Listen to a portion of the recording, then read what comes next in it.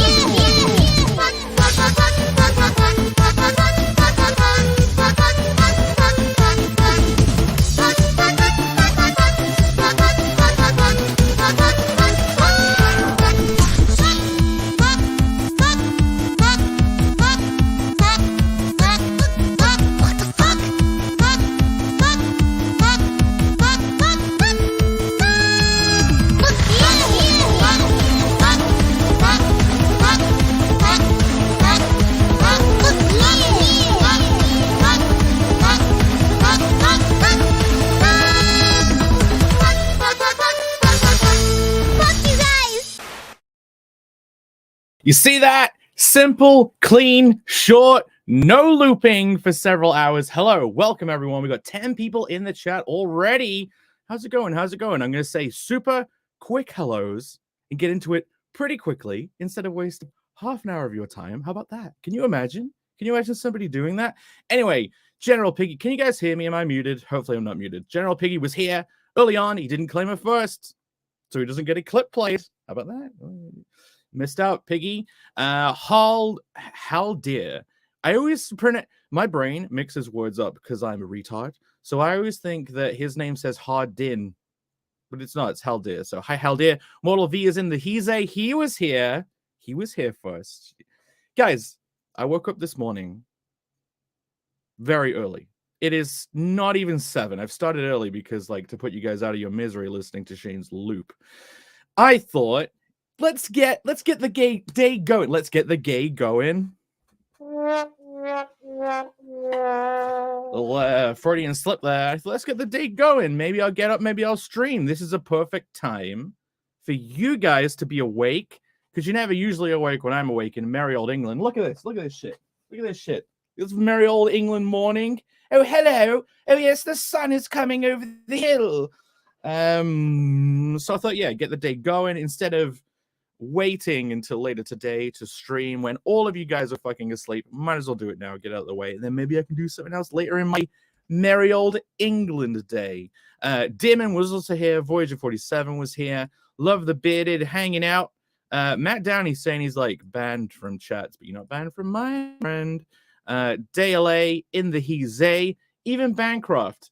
And speaking of Bancroft, I've sent the link out. I'm not entitled to anyone joining. This probably going to be a solo draw stream. And I'm thinking of taking suggestions, but yeah, who knows? Tippy Tail McKitty. Actually, speaking of Bancroft, guys, I took it upon myself to do what people do that, what is it? The fucking, the impossible task of actually reading my Comicscape books. Nothing wrong with cool. You can also, yeah, actually reading my CG books, right? So yesterday I read all of Earthbound, right? Novel's Earthbound book, his premiere series. I'm too low in the frame, and sorry, I'm a full-on ADHD, and the fucking Lucent, right? I actually read it. This guy's book. This guy down here, I fucking read his book. So if you guys have read Earthbound or the Lucent, I want to know what you guys think. And I'm thinking of doing a vote to see which one should I do first. Which one should I talk about first, guys? Because I can talk about the Lucent and I can talk about Earthbound. And seeing as Bancroft's here, do you know what? Seeing as Bancroft is in the chat, I'm going to put the vote up and say, have you read the Lucent? How about that? Should we start that? While I'm trying to get all that done, I'm going to say hello to Tippy Tail McKitty. Welcome. Holy shit. We were nearly at 20 viewers already. Jolly Green in the house. He says, CG has gone down the shitter this month. There's always turbulent times. Do you want things to stay the same forever? Maintaining the status quo is impossible, right? The world is always in a constant state of flux. There's nothing you can do about it. You can't prevent it. It's always going to happen. And the universe is always going to surprise you.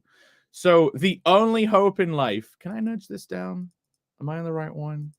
The only hope in life is whether or not people can adapt well to the changes. And I'm adapting right now. This is me adapting for you. Let me try and get this fucking votes. I saw Fanta in the chat. Hail Fanta, it's wonderful to see you. Fanta is always super excited to see people she knows chats, and it's always very endearing. If Fanta knows who you are and she sees you in a chat, she'll say hello to you with several exclamation marks, and she's already doing it. I just saw it. Hold on, let me see. I saw her doing it. Where is it? Look, yeah, there's lots of it. Look at this. Exclamation marks.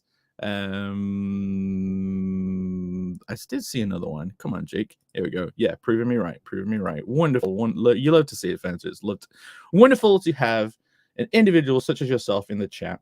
Let us set this vote up. Start a poll. Have you read the Lucent? Because I would love to know what you guys think. And it's just yes or no. I didn't have to change the options. Yeah, ask your community. Right, there's a vote. Go and vote in it. If the answer is no, that's fine. Do you know what I mean? You don't have to embarrass the man in front of, he's not in the stream. He's only in the chat. You don't have to worry about embarrassing the man by telling him you haven't read his book. Who else isn't here? There's me. Welcome, Hyper Wizard. Good to hear. It would be weird if you weren't here. Hello, Dale A. Thank God you're here to save us from shenanigans. Yeah, so woke up. Thought I'm going to get the day started. You know what? I'm going to start a stream. I'm going to do this early. And you know what? Maybe if I stream it this time, if I send the link out, maybe I'll get friends coming in. It's probably not going to happen. People don't really come to my channel because, one, bad time slot, right? Two, unproven or something. I don't know. It just doesn't fit in. My streams haven't fitted in with everyone's general routine. So like maybe in the future it'll happen more often. But yes, I get set up. I send the link out. I tweet it. And then I noticed that Shane has also started the stream at the exact same time. So I was like, okay, I can either like not, or I can. But like, seeing as I've got 23 people in here right now, 24, I think it might have been a good idea to still stream, right? And is he still doing his loop? He basically was playing the same intro over again. Let's see. I go to it. Is he still going? Yeah, he's still going. Okay, that's fine. I'll take it. Shane's stream right now is essentially an advertisement for this. Shall I change the title of this stream to No Looping Intro? Wake and Bake. No Looping Intros. Save. Does that actually change the title? Or does it like break? Let me have a look. If I refresh. And it is called Wake and Jake because I've just woken up and my name is Jake, even though some of you probably don't know that, but everyone else calls me Bloody Jake. Let's see if I refreshed it. Yes, no looping intros. Perfect. Cool. Right. And the vote seems like it's pumping. Holy shit, quite a lot of no's. I can't believe Shane's still doing that. Voyager in Shane's chat saying raid Hyper Wizard. That is hilarious. Shane's gonna be he's gonna think this wasn't on purpose. This was just a happy coincidence. How about that? Unfortunate happy, who knows? Yeah, Bancroft says, will this be endless looping intros? No, they're already over. They went over very quickly. They were done with. I played 2 videos. I could have played more. Didn't do it. Jolly Green. And you know what? Watch this. Jolly Green is in here, and he hasn't said his classic line of where's the animation. Every single time I see Jolly Green in the comment section or chat, he demands, Hyper Wizard, where's the animation? And he's talking about the latest Jack Show animation, which I did on stream in front of all you guys, which has not yet been released. And I promised him I would do it this week. And I'm still kind of hoping to get it done. But Jolly Green, I admire your resistance to demanding where the animation is. I thank you. But yeah, Fanta was here. Jeremy Burt's in the house. I'll just do like 10 million years of intros. It's okay, right? We're still going up. Viewers wise. JD Kirby seems to have a keyboard that is constantly with caps lock on, which is amazing. Like every single thing you will see JD Kirby write in any stream or on Twitter, it's like the caps lock key went on one day and it was like, fuck it, I'm just gonna write in capitals all the time. You drink a bunch of coffee. Do I seem pepped? Holy shit, we're nearly at 30 people. This really is an advertisement stream. Do I seem pepped? I have had some fucking... This is a Game of Sups flask, but there's not Game of Sups inside. I've been drinking... What have I been drinking? Not drinking coffee. That would probably be more responsible. In the intro, I played a music video from our favorite VTuber, Iron Mouse, and I am indeed drinking the fucking limited edition Iron Mouse Gamer Juice Focus whatever. I'm drinking like VTuber Demon Girl Pussy Juice, right? Is that the meme? I'm drinking VTuber Pussy Juice. Hype. Nothing wrong with getting the gay going. Yeah, I mean, I don't think I can do anything that isn't gay. I suppose having sex with a woman, that'd probably be not gay, right? Like if I had sex with a woman, do you think I'd still be able to make that gay? You know, probably by like fucking her in the ass or something. Hello, Jay Ryan. Let's get the gay going. Yeah, wake like it's the sun is rising on a fresh new gay. Dale A says, "Are you off eating again?" So Dale A is referring to the 5-day water fast that I did. That is right, ladies and gentlemen. I did not eat for 5 days. How about that? It was amazing. People would think like, holy shit, why are you doing that? You need to die? You gonna die? No. But yeah, I have eaten again. In fact, last night, I did my what is it? My Seymour Skinner having dinner with mother. Do you know what I mean? Like that I do on Sundays. I go and visit my grandparents, and then I go see my mom and have dinner with mother on Sunday. Ooh, and and guess what? We usually try and watch films, and they're always shit. But last night, thanks to the Michael Bancroft, I watched a very good film, which I'm not going to spoil, called The Prestige. It seems like a film everyone's watched, right? People, I'm sure even Family Guy references The Prestige in jokes, and I'd never watched it, even though I'd seen the clip of David Bowie as Tesla in The Prestige walking through the electric, and I'd always been like, I want to watch that film, but I could never figure out what film it was from, so I never watched it. But yeah, I even paid to rent it on Amazon. I was like, fuck it, I'm paying to rent this. Hyper Wizard, you are looking svelte. Thank you. It is probably because of this fucking whole not eating for 5 days. I lost 11 pounds, 5 kilos, as they refer to it in Europe. But yeah. Thank you very much. People have seen me enough lately. We all think that. The audience never thinks that. We think that as the people on the streams. The audience doesn't. You know what I mean? I told everyone on Shane's you were live. Well, thank you. We've nearly got 30 people. Is this like almost Narwhal-esque? Is this let's go. I've seen I don't know if I've seen you around before. Felon Love Life.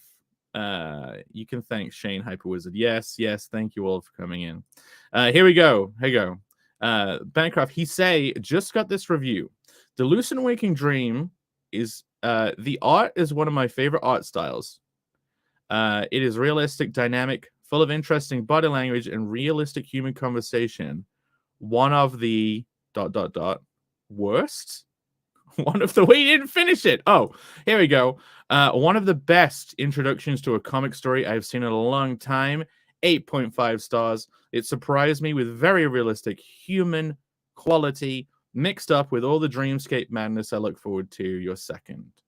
Wonderful. What a good... I bet you were happy with that. Was that like a rando? Gave you that review?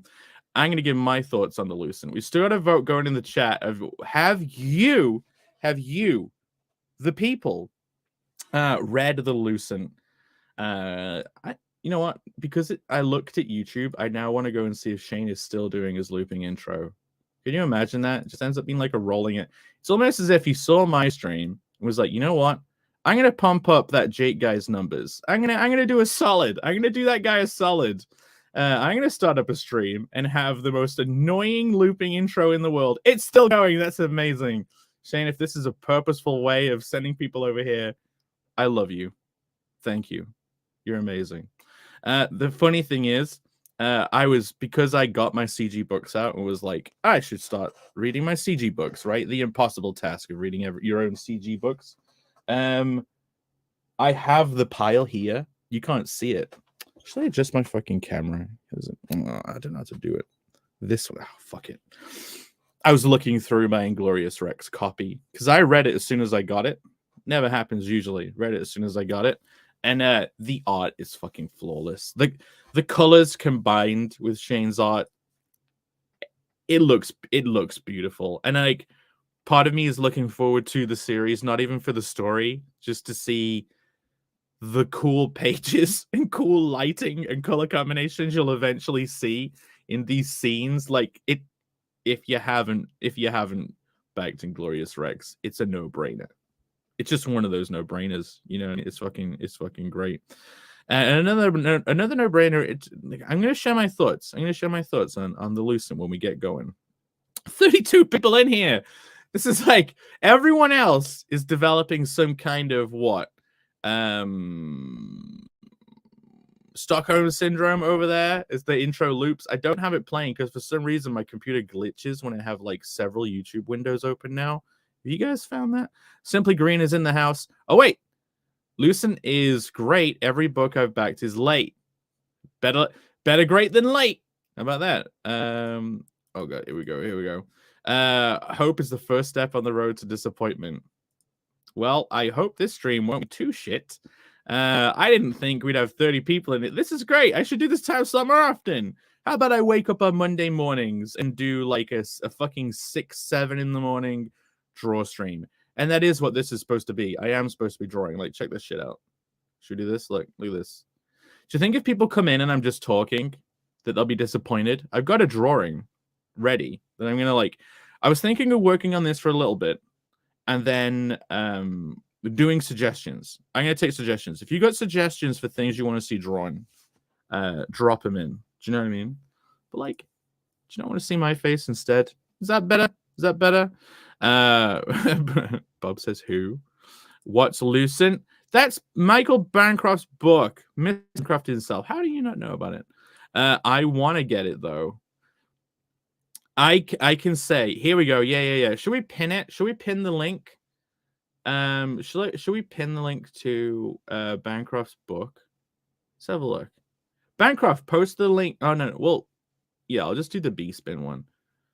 Do you want to post another message, Bancroft, that says like back the Lucent or buy the Lucent now? And I'll pin it. Someone can who's a mod. Do you know what I mean? How do I close this vote so it's not taking my thing? I'll wait for that to come in because I don't want to scroll through chat. I need to scroll down through this one and talk to you all. Yeah, Fast Week 2 squared. I've been thinking about doing it again.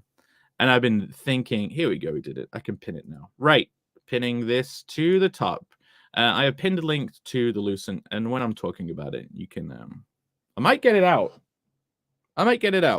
Not my dick. The book. Welcome, Super Mastermind. To be honest, I have a Gopher Nab. The books and pass them all to a guy who adds them to a pile to consider for other media. like optioning it. Do you know what I mean? Like, oh, this is good. Let's give this guy $2,000 so he can't make a film out of it himself for like 5 years. How about that? Welcome, Josh. Yeah, and welcome, Beastman. And Bancroft's trying to sell him his book. Lucent is... Here we go. Look at this. This awesome one. Welcome. Lucent is S tier, I've heard. This is... I'm enjoying that people are saying this. This is cool. Like, I was... After reading it, I chatted to Mr. Bancroft himself about it. Gave him my feedback. And he said that, like, some people were kind of disappointed because they thought it would be a typically paced American comic book, right? That you can probably expect from, if I was to say anything, like, I've got a comic called Perfect 10. You guys heard about that? And that's a very traditional comic book pacing, like old school. But like Bancroft's is decompressed storytelling, which might be a new concept for some people. And yeah, and if you come into it thinking like I'm gonna have really dense, almost graveyard shift style pacing, then you're not gonna get that from that kind of book. Richie Dupe in the house. I'm done. I'm shouting out CG everywhere. And Shane pulling this shit, he can promote his own shitty book. What? You said that, not me. Listen, you can just come over here and enjoy a draw stream, which I'm struggling to hold on to the 30 people that we're here. Should we go see if Shane's still doing it? I'm sure he's having fun. Do you think he's not going to stream? Do you think this is not a stream? I'm going to click on it again. He's still going. Oh my God, Shane, what the hell? That's amazing. That's hilarious. What the fuck? That is kind of funny. Come on. Yeah. Raid me among the green grass. Raid me. Not to be confused with the word rape. I'm not saying rape me. I want to learn some lyrics to songs. When I was talking to Bancroft yesterday, he was talking about memorization as well, and I was like, I want to memorize song lyrics so I can actually start singing. Jack Show has to be funny again before Jake can make more animated shots. I'm behind on stuff anyway. There's plenty of stuff, but yeah, last Jack Show was pretty spicy, right? I thought it was fun, not what you would consider funny, but you know, I found it entertaining. and then the discussion seemed to continue. I was on Bancroft's maybe a day or two after for a draw stream, right? And we were talking about that, the argument that happened on Twitter and the Jack Show about like Star Trek. And then Ethan popped up his head and was like, send the link. And then Ethan came into Bancroft's stream explaining his side of the thing. Like, amazing. Then we had like a pretty good, I think, a good discussion about like pop culture stuff.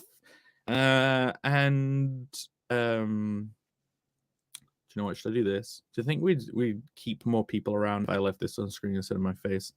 So, you know, maybe check out that stream a bit. You know, I saw some good comments. I always look at the comments. And in fact, on Creative Block, I always look back at every single comment in the chat. And people were not happy with what I was saying at the beginning of last Creative Block episode. And I felt like a moron. The internet was a mistake. It was a secret nerd hobby that escaped.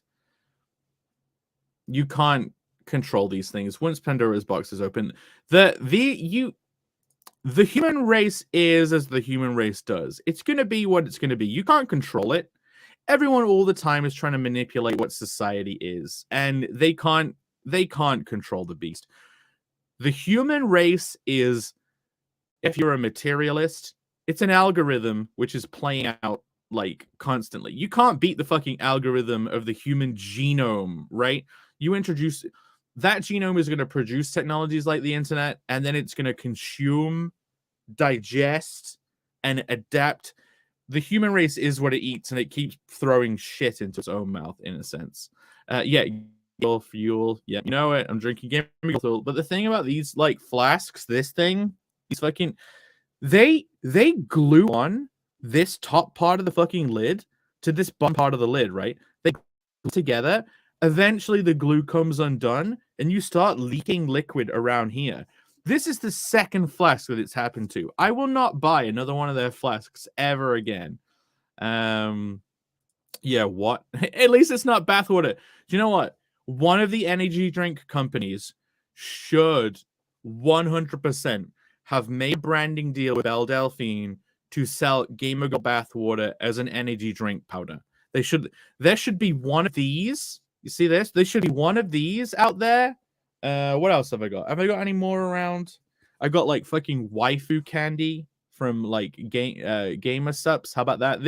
This tastes like Lucky Charms, by the way. If you just want a drink that 100% tastes like the marshmallows in Lucky Charms, waifu candy is that very flavor. But yeah, someone should have done a deal with Belle Delphine, like Gamer Girl Pussy Juice. No, not Pussy Juice. Sorry, Gamer Girl Bathwater. Maybe 2. Maybe they could have done the Gamer Girl Pussy Juice too. But yeah, can you imagine? Can you imagine how much that would have sold? And they would, as a joke, they wouldn't have even had to have flavored it. It could have been fliss, right? But you can probably make it taste like what? Strawberries, rainbows, and like fish, I guess. Shane needs deading stupid gay artists. Oh, deading. That means killing, right? Listen, you can't take that art away from the world. Depends on whether you suck her dick. Yeah. Yes. Oh, here we go. The Prestige was great. Yeah, I need to be quicker in chat. I really need to do. I need to be more current with you guys. Did you ever feel like passing out? He's talking about the fast. No, not once. It doesn't happen. It doesn't happen.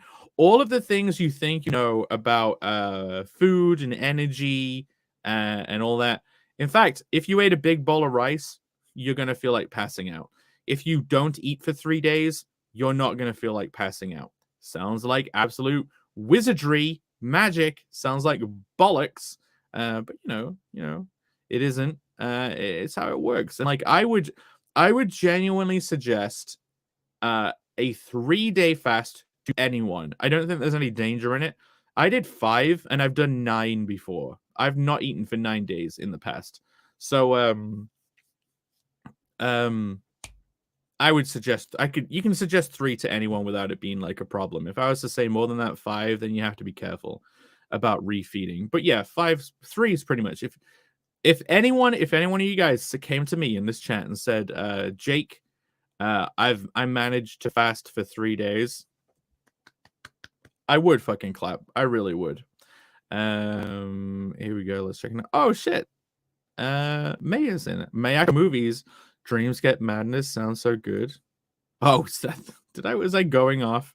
You're supposed to read them? Yeah, I mean, I've seen Bancroft draw the Lucent. So yeah, shall I get it out? Again, not my dick. And look, it's right here. No, that isn't it, actually. Where is it? I had it. Did I even put it back in its fucking thing? I got a big pile of books now that I don't know where I put them all. I was trying to sort them into... Is this my will read pile? Will read pile? Yeah, I've been trying to sort them into piles. I got Star Blades here on the top of the pile. I have a comic called Final Boss, which is by Tyler Kirkham. And I don't know if tell me if you got any of you guys in chat have actually seen this. I've got like the first 3 downcasts. How about that? I've got a book I literally bought for boob or whatever, just that. And like I don't know if I read it. Probably won't be. I got Perfect 10 here, like I mentioned. I got Nora's Saga, which I'm intending to read. Like, look at this. I'm looking forward to reading that. Looking forward to seeing what they did. But where is Lucent? Where is it? Oh shit! I got Guazine that I want to read. I'm making an effort to actually read all these too. Like, I'm gonna do it. And this week is the week of reading for me. I read the Lucent and I read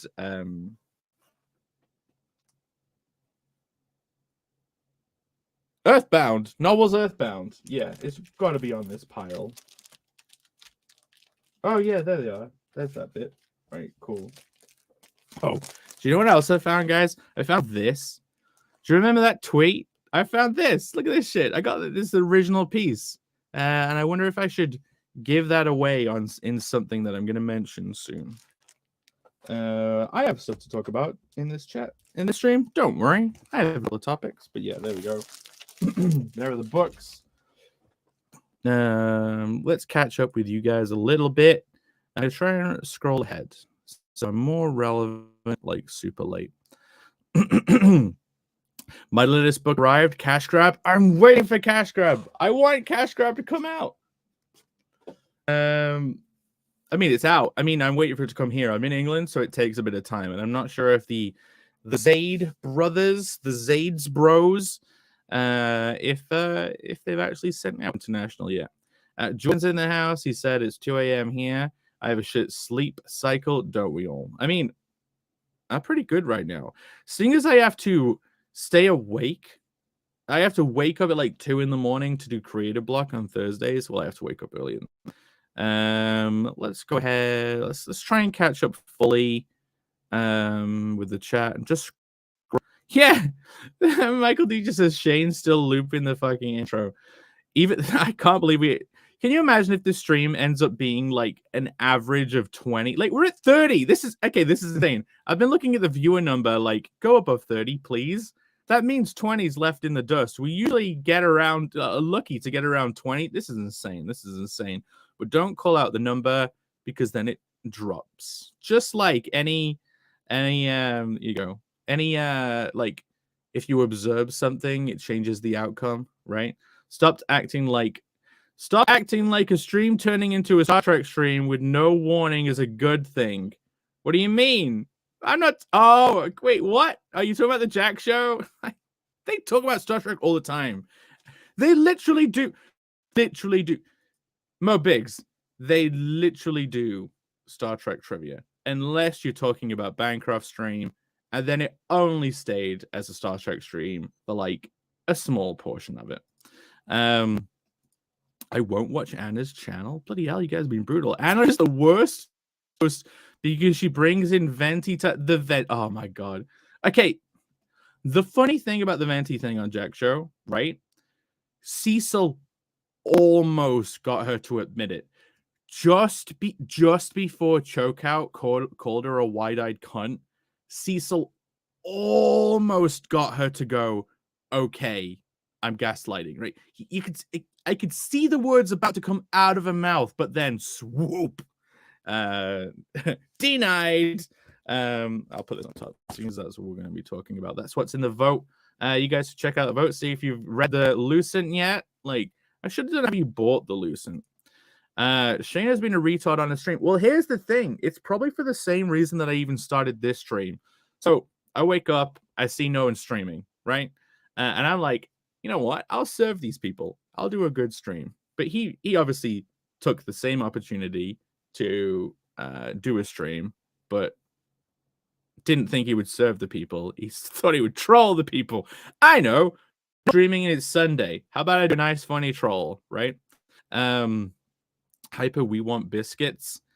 Oh, I can't those. If you've been fasting and then you just scoff. I went around my nan's and she's like, "Would you like a cup of tea and a slice of cake?" And I was like, "Fine, okay." Like I'd refed for a couple of days after last, and it's like, okay, nan. All right, scrolling. I'm trying to catch up. Yeah, waifu candy. Wow, you're boring. I mean, you're not wrong. Almost there. Wait, 2 words that I put together. British pizza. Did I mention British pizza? Draw a British pizza monster on wife. Oh yeah, suggestions keep making. Look, I need to get like current. Mo Big says Jake is once again so far behind when I scroll. No, fine. Okay, Mo Bigs, I'll do it. This is ADHD manifest. That's what you get from these streams. This is an ADHD. Look, do you want retarded hyper wizard ADHD, or do you want an intro looping for several hours? It's up to you. Those are your Sunday options, right? And this is about like eating a big bowl of rice. All those carbs metabolize into sugar. Of course, you'll feel lightheaded. No, it's been if you have too much of an insulin spike, they don't even metabolize into sugar. They just become fat. And you don't even get the glycogen. If you eat too much rice in one go and you feel sleepy, that's because you literally are like, your body is saying denied to all of your energy you've just eaten, and it just stores as fat. So, what do you think of Earthbound? We will get to that for real, for real. Oh, Braden Dexter's in the house. Woke Lemonade is P. Oh, this? Yeah, if you want woke lemonade, this remember this strip? It's like a parody of one someone else did. Focus. Oh, fuck it, whatever. It was on Twitter. It was great. One of my top tweets. Linkovic Chomofsky. I heard this was a Shane Davis hurt me support meeting.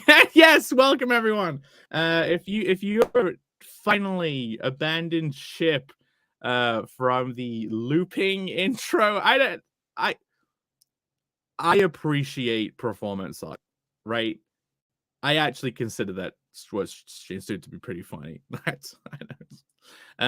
Jake's internal filter is a less competent editor than Heather Antos. Yeah, my speech is also riddled with spelling mistakes. I'm saying the words, but they're all spelled wrong. If I was to speak into a speech text translator, it would come out as gobbledygook too. The worst part is people talking on it who haven't seen any of it. Me and Bancroft talked about it on his stream. None of us were even Star Trek fans. So, like, what are we talking about? Did you see me in the Jack Show chat? See you everywhere, Mo Biggs. Oh, like Beth's here. He says, good day. I'm almost caught up. The early Jack Show was magic. Oh, here we go. Venti is a sociopath. Never admit she was wrong and watch her streams. Look, I believe in what Cecil says. She gets, and I can almost understand it. It almost seems like an extreme version of me with even an even stronger poker face and no emotional incontinence, which, probably could be sociopathy. Like, you could see the smile. The smiles showed her admittance. She had a thing called duping delirium. She was fighting back something called duping delirium. So if someone is telling a lie and they start smiling or laughing or giggling or like just seems like they're having time, there is such a thing where like someone will get duping delirium. People, if you know about in England, we have like this whole Madeleine McCann thing where like a kid went missing on holiday and everyone suspects that her parents killed her or something. And then like apparently government people are involved, and like it always comes up in the newspapers like, oh, man found, could this be Madeleine McCann?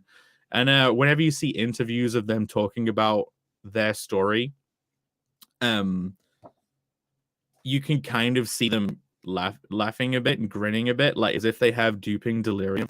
Bancroft says, this is the most stream of consciousness I've ever seen, and I watch novel solo streams. Mate, I've been watching. Isn't this good? I've been watching Novel stream of consciousness. I fucking love his stream of consciousness. I've come to appreciate it. Like, really. I love hearing him talking about storytelling. Novel streams made me want to watch more Quentin Tarantino interviews so that I can reference Quentin Tarantino interviews about storytelling. How about that? Is everyone waiting for me to talk about the Lucent? I'm almost there. How's the vote going? You get in how many? 54 votes. We got 33 people in here. 54. That means how many votes does yes have? What's 26% of 50? Let's say 100. So that would be, let's say 26 people and then half it. So that's like 14. 16 people in the chat have read it. How about that? That's great. Wait. What does someone say?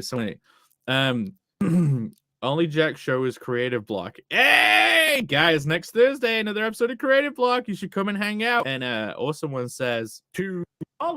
That's right. I still have the clip. Did that play properly? $2. My computer is acting up, so it's like almost fucking up. But yeah, Now that's money. I've still got all the clips, and I've got this that we did. And the one clip I really wanted to play on the last week's creator block that I never found time for was... Did that glitch? You know what? I'm going to close Shane's YouTube window, and then maybe I will no longer glitch. And I'm going to close fucking... Part of it might be that the resolution of my virtual webcam for doing this might be too high a resolution. Catching up. Mobig says, this stream is sort of like It's a Wonderful Life for me. I can see what B-Rose show would have been if I was never born. Just a dude rambling about food and weebery. He doesn't like that. Yeah, I'm sure when the waifu candy came on stream, Mo Biggs was like, oh, hell yeah, I gotta buy me some of that shit. But no. Hey, we got a lot of votes, though. If you haven't voted in the vote, go and vote in the vote. How about voting in the vote? How about that? Venti is hot, bitchy, smart stuff, my type. Is she actually hot? What is this? What is this Venti is hot thing? I don't understand it. When she started coming on the Jack show, people started simping over her, saying she looked amazing. I don't understand it at all. And I'm not going to say anything negative. I'm just saying I don't understand the Venti is hot crowd. Anyway, I think I'm fucking caught up. Yes, I'm caught up. Glitch is gone now. Oh, there's glitch. You should start. That should be the start of the show sound. What? Yeah, welcome. Sorry, guys, you're here. Anyway, let's talk about the Lucent.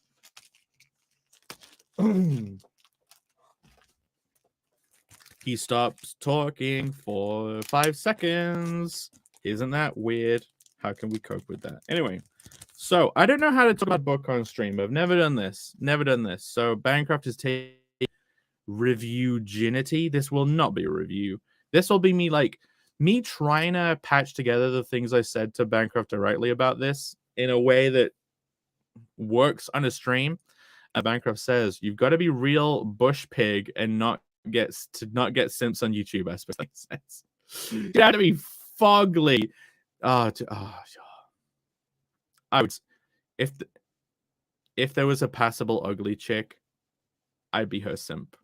I'd be like, don't worry, babe, I got you. The attainable simpery. Jake pretends he wouldn't stockpile Venti bathwater. I'd probably buy it as a meme, but I'd only buy one. I wouldn't buy what? Like, Mo, you're gonna hate me. 1, 2,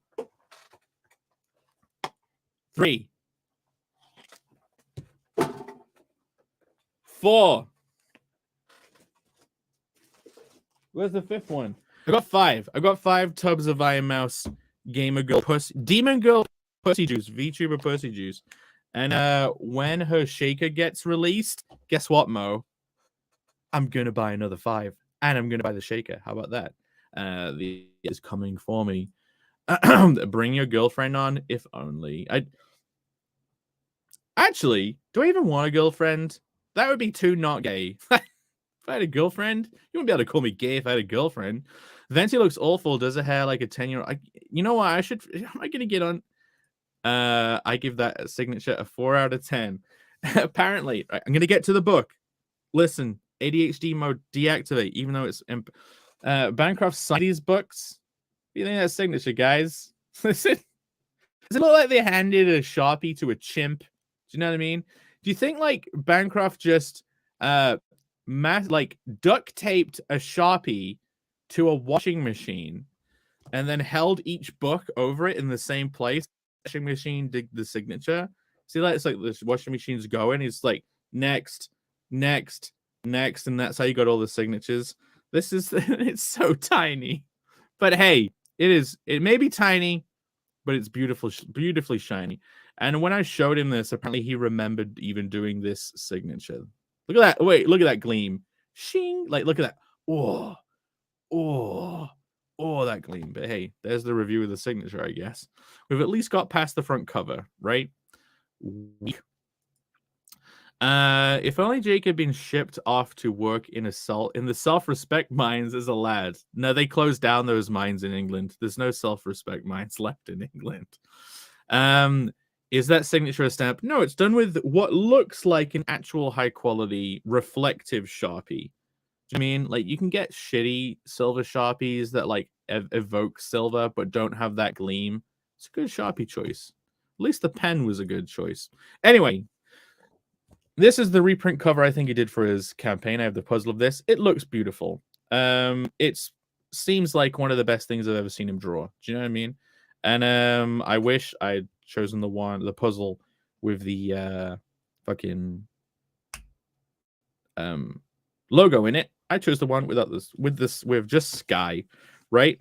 So yeah, so you open it up, right, and you see this page, and you're like, oh, everyone makes fun that he only draws good backgrounds and he can't draw people or whatever, right? And I'm like, this page is actually really nice, and apparently this is like one of literally the first pages he's ever drawn. And like the whole opening sequence looks just amazing. And then I liked the kind of like title screen beginning of like having this big shot. I wish he did more of this within the book. But yeah, how do you talk about books? Right. What are my thoughts? What are my thoughts on the Lucent?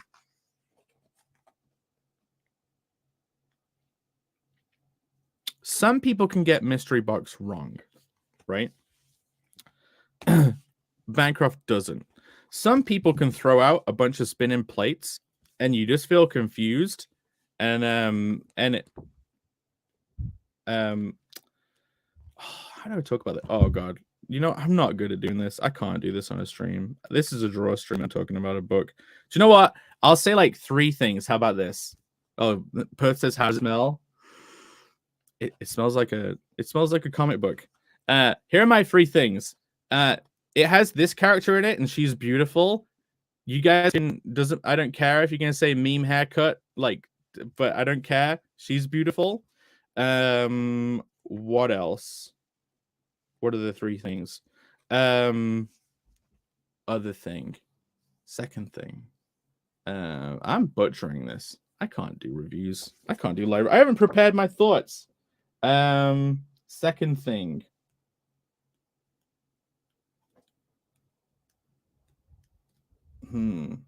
Oh shit. It seems like a hybrid between like really decompressed pacing and like actually giving you loads of stuff. So someone could like, look, this doesn't seem like that long book, right? It does cover so much ground within its world, never feels rushed, but like it also doesn't feel like it lingered too long on anything. And it keeps jumping between like a bunch of different mystery box style plates begin to spin, and you don't feel lost. It does give you a sense of mystery where you want to find out the answers without being too confused and having to hold too much information in your mind at once. So that's the second thing. And then what else? Like, third thing. Just pick 3 things.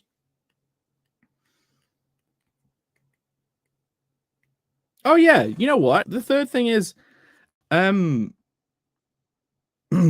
gets made fun of for his ginger root hands and like not drawing characters, like, and just focusing on backgrounds. There really are so many good facial expressions in this and well-drawn heads, and like you never the characterization within it is well done. Yeah, that's it. I don't know. And so I'm gonna give up now. I'm gonna stop butchering this. Can you imagine I tried to talk about sound as well during this stream? Oh my god. Sorry guys. I'm trying my best. I'm gonna stick to this Peter Draw stream. I can't do that. Wait. B-Spin says, reminder, Jake thinks Angela Curry's cartoonish voice is sexy. You saying cartoonish? You said it's cartoonish? Everyone loves Angela's voice. Get out of here, B-Spin. Here we go. The sad thing is Jake has potential. Not the potential to inspire the creation of the pussy juice, he is so publicly forcibly craves for the potential to be good at YouTube. Well, I'm glad the potential is locked away. Hopefully I can realize it one day. I am so full of potential that we're down to 28 viewers, but hey ho. Wait. He just needs a co-host who can mute him. Hey, the link's been sent out there. The link's been out there. No one's decided to save me from my own demise. Well-drawn heads. Yeah, Bancroft gives good heads in drawing form. So there's nice subtle acting in the book, which actually, yeah. Imagine someone in CG. Okay, imagine someone tries to do their first ever comic book, right? And they want to do something that has gravitas and subtlety, and they want to also add mystery. Like, there are so many things that someone would struggle to put together that he weaves together very well in the book. I'm going to end the poll here, right? And it's going to be that, and I'm going to keep the buy link up. Have you read the Lucent? No, 74%. Do you know what that means? That means there's plenty of people out here who can buy it by clicking the link in the bin. And then yes, 25. And like, I'd love to see what you guys think of it. But like, those 25 people probably had a good experience. You know what I mean? Oh, here we go. He says he's coming in. He was waiting for me to say it. Something. Thank you. He's saving me. He's saving me. Amazing review. Hype. A 4 out of 5. It's just not a 2 out of 5.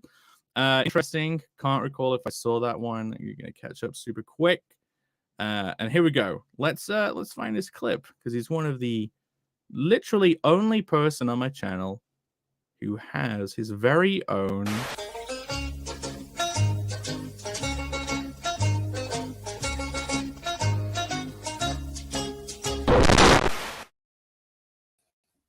oh shit, what? Why am I what's going on?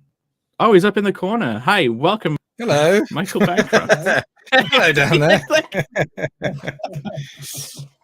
How's it going, man? Well, I was waiting with bated breath for a really cool Lucent review. That was the stream of consciousness just stopped. I would love to hear the stream of consciousness version of the Lucent, but I guess you got too much in your own head there.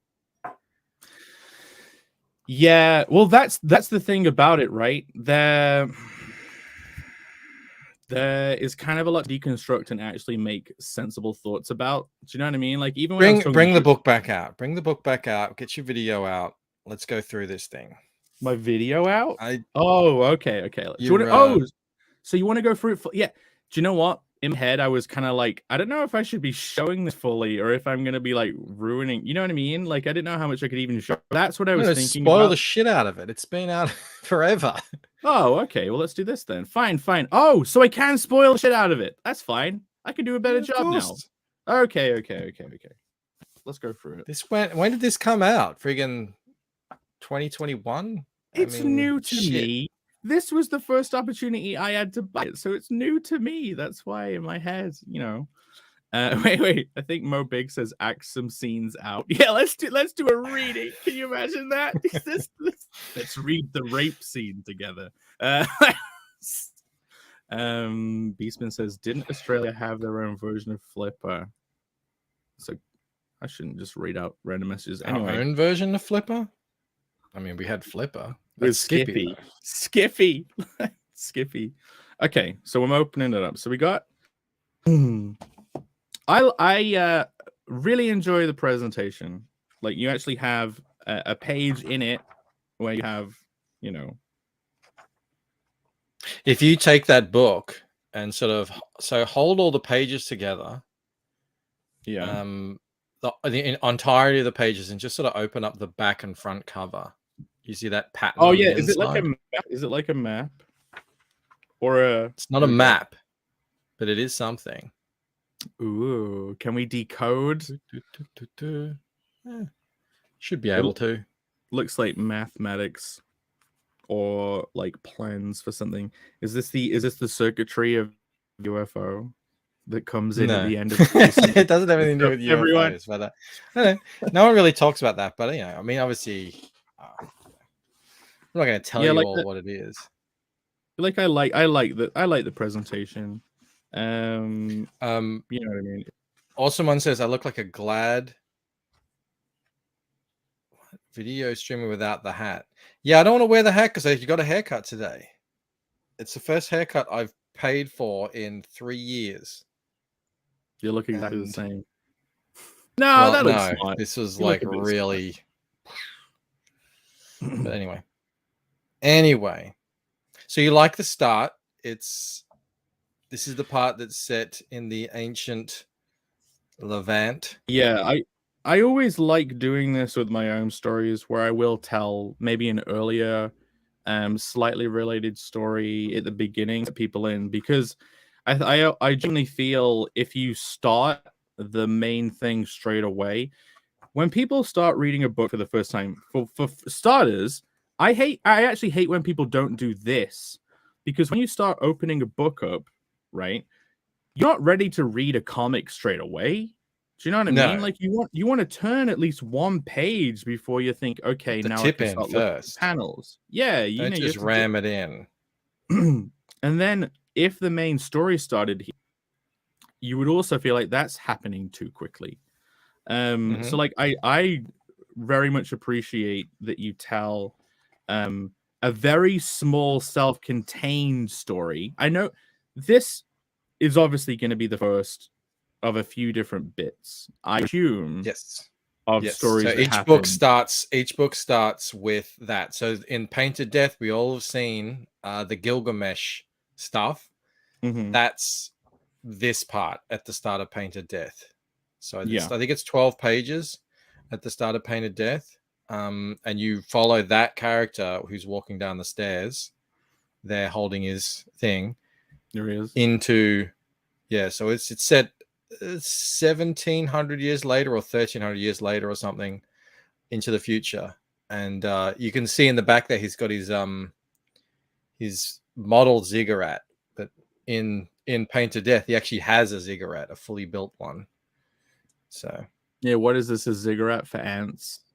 it needs to be at least 10 times bigger than whatever he said. At least. So yeah, I mean, I don't know who Gilgamesh is. So the funny thing is, for someone kind of an uncultured swine such as myself, it's like this is your character. You know what I mean? Well, I claim him now. And Gilgamesh, so in Painted Death, this who's known as the Olam here is now known as Utnapishtim. These are taken directly from the Gilgamesh story, which is the world's oldest surviving written story.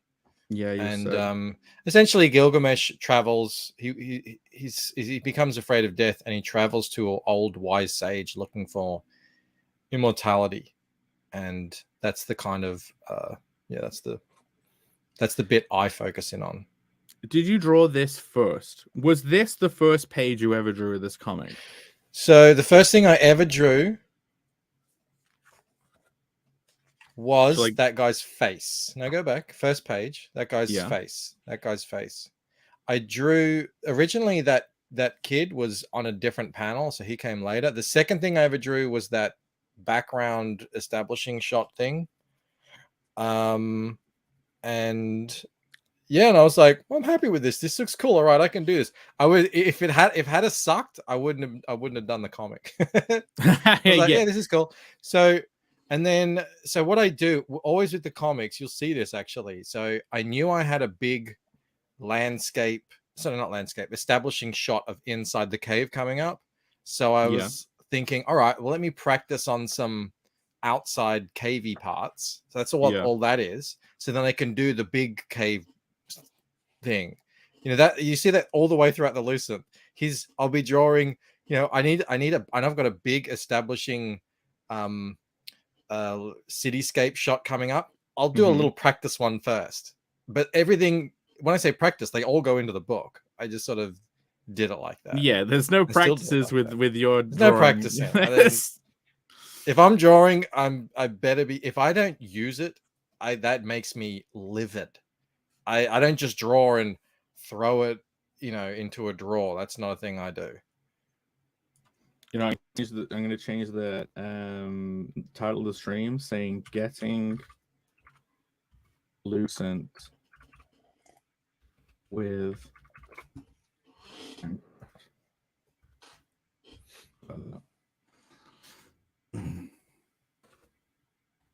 Yeah, I mean, this is Gilgamesh right here. Hold on. Mel just ordered me the second one of this too, so they'll come back with that. Wait, I didn't see it because I was covered in the screen. I had something over the screen. Is that the? Oh yeah, the. How many of those books are there? Like of that particular series? I think there's 4 of Gilgamesh. So I don't know if they've released. I mean, 4 planned. I don't know if they've released the part that covers the bit that I have in Painted Death yet. Okay, cool. It's a poem, an epic poem, and I think it's done in 9 parts. And my one is the second last part. So yeah, I like that you let yourself do a silhouette and then didn't let yourself. I know. Do a I was thinking, silhouette. God, I should do more of that. You should definitely do more of that. Like more of that. It's not a bad. There's so many things I should do more of. The thing is, I know, say when people talk about American comics and they talk about, say, silhouettes or something, there are things like silhouettes and also negative silhouettes where it's like the background and it's white that are effective storytelling tools. Like the conversation around silhouettes and stuff, they seem to just be like, oh, is the artist lazy and so on. But like it completely sidesteps the discussion around like how effective they are at giving importance to certain elements or not. Do you know what I mean? Within a panel during a period of storytelling, and like they should be utilized more and not be declared as a thing. Like I think you give yourself a break and do more of them, to be honest. But no, I agree. I look back on some of this stuff I was doing early on and thinking, yeah, I should definitely do more of that. Yeah, like this is essentially one, but yeah, like I liked the paneling on this first bit. I liked the overlap. I thought it, even though again, someone could I say should like do more of that. yes, yeah. Like so, guys, as this goes on, the paneling is not as exciting. But it's going to be cool to see. I never really was interested in all that exciting paneling anyway. That never really. Do you feel more interested in it now? No. Okay. Prepare yourselves, guys, to never have super. But it's you can still do very simple things by just having some overlapping. Yeah, that there is probably about as crazy as I'm ever gonna get. Yeah. But well, I do like that, so I will do more of that. But that's about as crazy as I'm gonna go. It complements the story. The story you're trying to tell is complemented by that style of paneling. So if you did crazy anime paneling, it would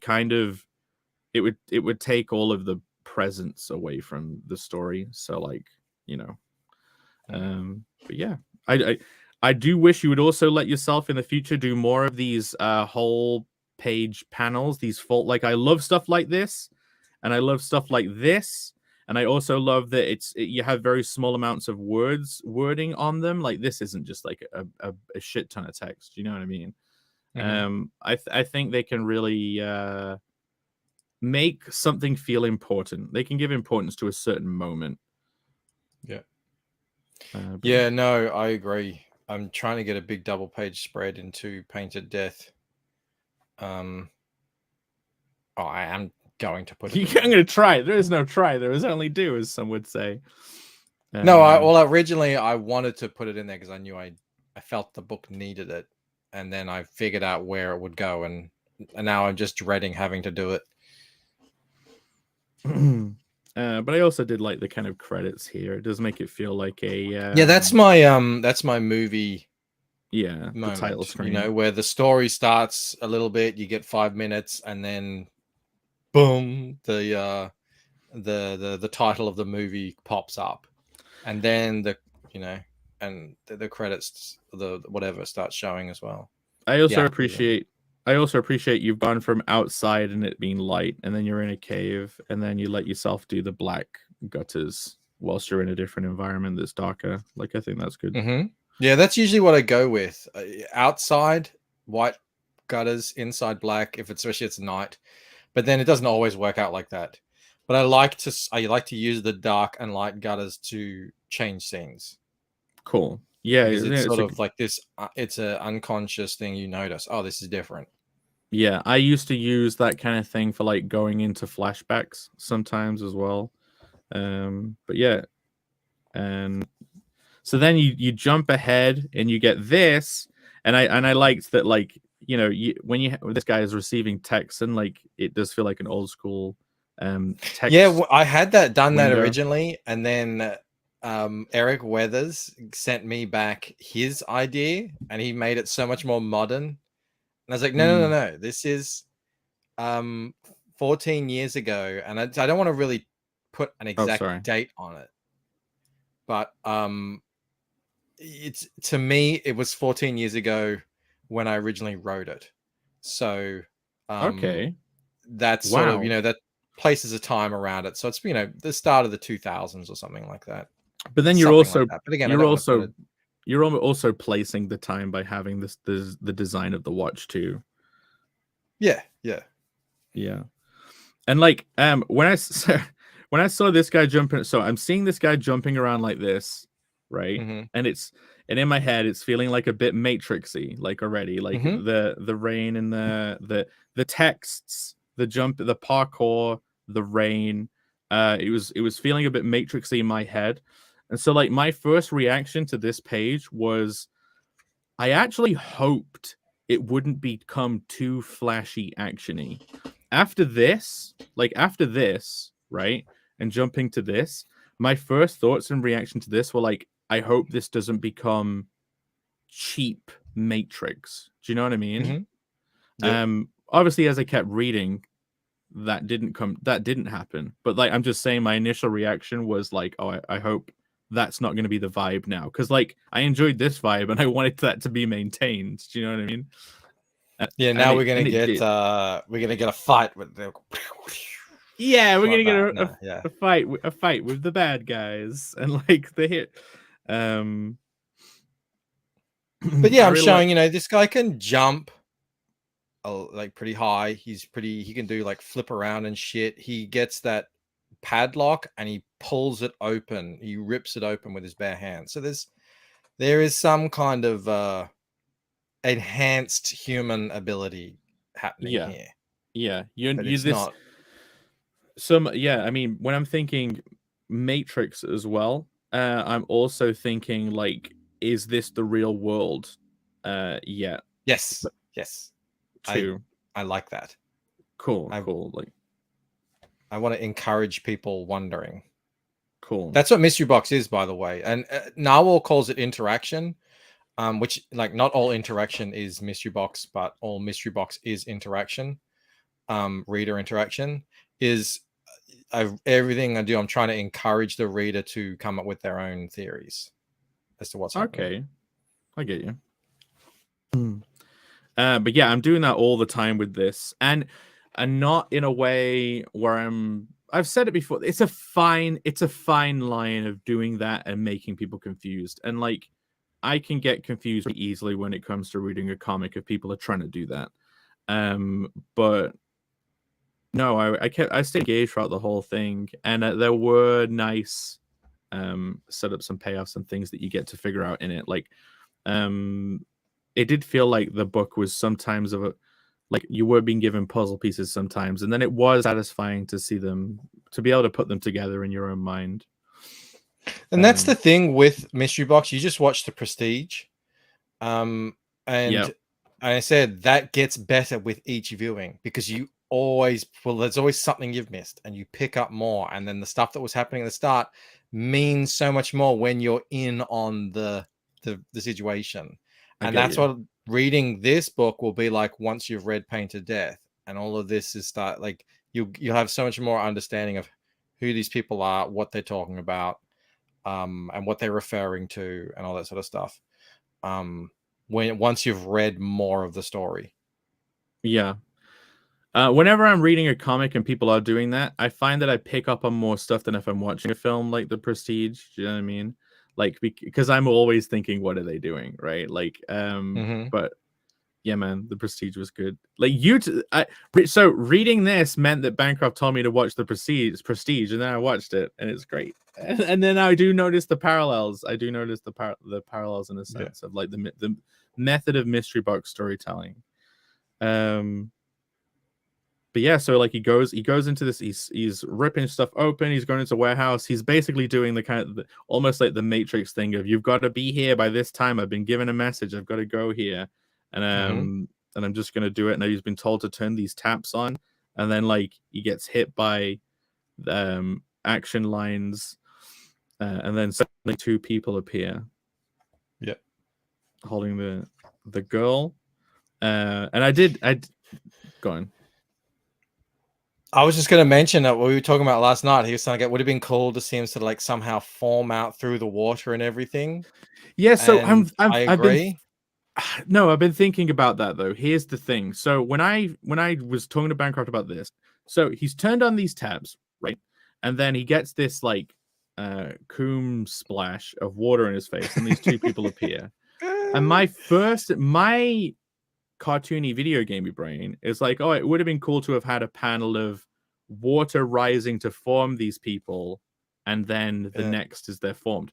Here's the thing though, that might have made it feel too cartoony. Like, maybe, I don't know. All I know is the reason why I'm probably not doing some stuff at the time was because I wouldn't have been able to draw it. I wouldn't have known how to draw it. And actually, a lot of the stuff that's in this scene, this is the most difficult scene to draw by far for me, because I was just starting out. I mean, this is my, we're like 5 pages into a comic, and I've got this thing that I'm trying to draw. And originally, a lot of the effects, they looked completely different to how they ended up, because I just didn't know how to draw it. No, I get you. So, yeah. You've done a wonderful job. Even if it's like, I mean, some of this water felt like it looked like hair. Like if I was to be super critical, it's because it's hairy water. It's special hairy water. I guess there you go. There you go. I have hairy water abilities. Okay. The strands, the strands that flow. But this sounds like a power Rob would come up with. What if you could manipulate water so that it turns into hair? What do you reckon?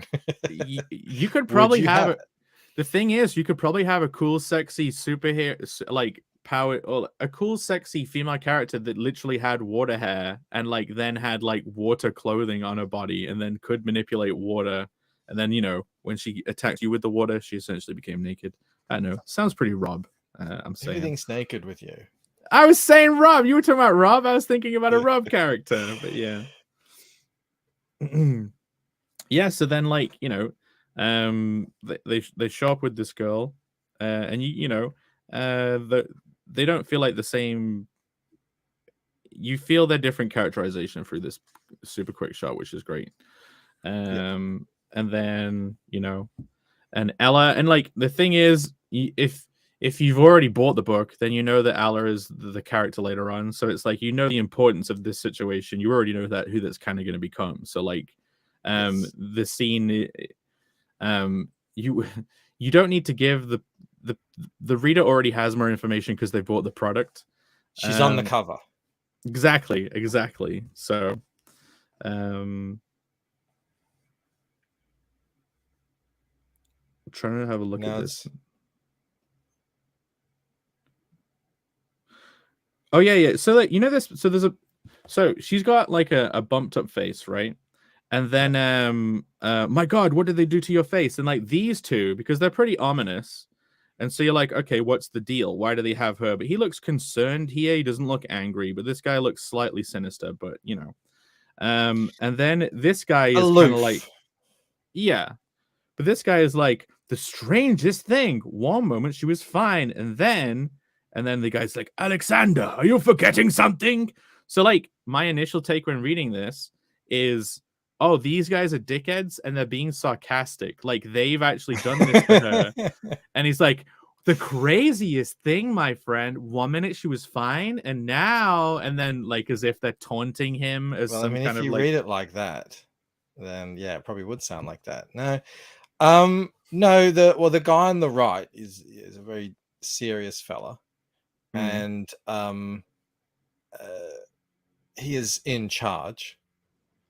And yeah, so when he says, Alexander, you're forgetting something, he's like, we need to make sure that this location is secure. That's what he's saying there. Yeah. But he also is cutting him off as well. So it's a twofer. It's So like they are talk they about certain things. are they supposed to seem friendly? Because basically they seemed like enemies of his when they come up, basically not allies. They're allies, but they have a history. I mean, the father, Eric, he has no history with the guy in the hat, so he doesn't. He has only heard legend of him. So he knows the sort of gravitas of that. But that Alexander and the father have a history, and it's patchy. Okay. They know each other from previous, and yeah, it's been testy. It's a testy friendship. Yeah, during this scene, I was trying to work out if they were antagonists or if they did know each other, which I can imagine is another thing that you wanted people to have interactivity around, right? Like, yeah, but at the same time, I mean, what's happening here is essential that they didn't have to do this. Is what's happening. They didn't have to come and risk sort of expose like something really bad happening to to allow this father to say goodbye, but they did. So that should sort of tell you where they stand. They are aloof. They are there is a sort of callousness to them, but it's a very specific reason to that. And I without giving away too much, like, I don't know, I think people who read it and get familiar with the story will be able to understand what kind of characters they are, why they are kind of callous and aloof, but also they're doing good. I mean, he got to at least see her one last time, at the very least. Once I got to the end of the scene, you do kind of feel like you do understand it. They obviously don't seem like antagonists towards the end of the scene.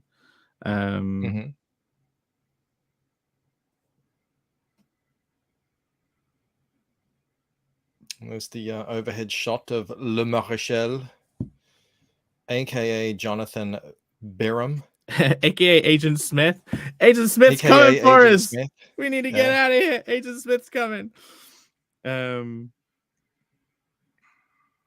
know I'm being a bit quiet, but I'm honestly just trying to look at it and remember what I was thinking at the time of reading it.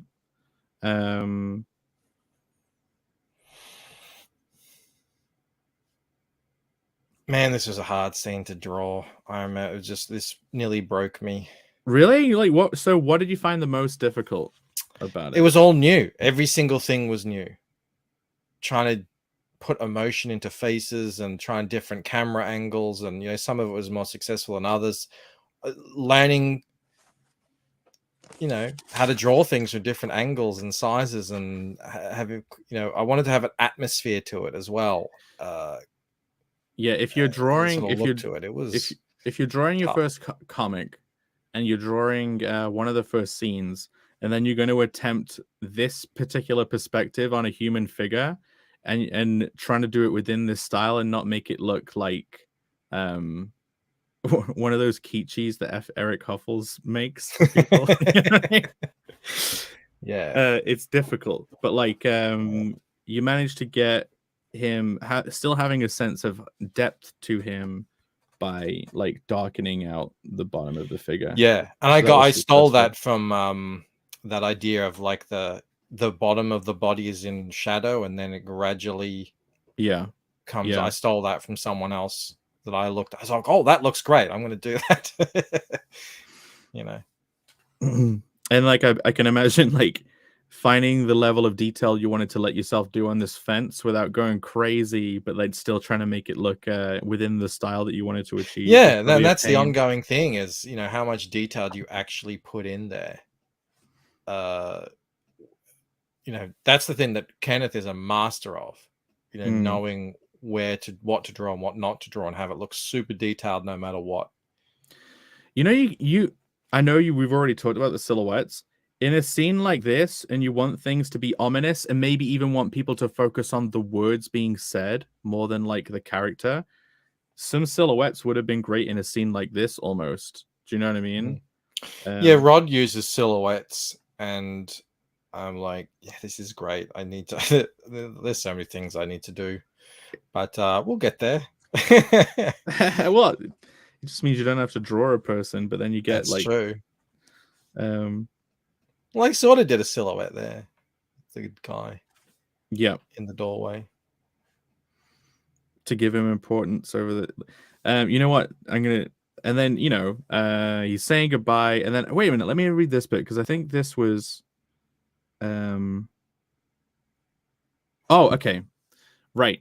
So what actually I can imagine did you like repanel this a bunch of times and maybe potentially think about how do I actually convey this? So you've got him saying goodbye to Ella, and then you have this guy who begins to run, right? And then and instantly it seems you've jumped ahead to like he's gone over there, but then also picked her up, and then is now running back again. So it's like it feels like he ran it's a broken rule of the 180 degree. Yeah, no, I probably had, because originally I had it in a completely different format, so you know, I probably wouldn't have drawn it like that if I would to draw it again. I can totally see that. There are moments when, look, this scene is very long.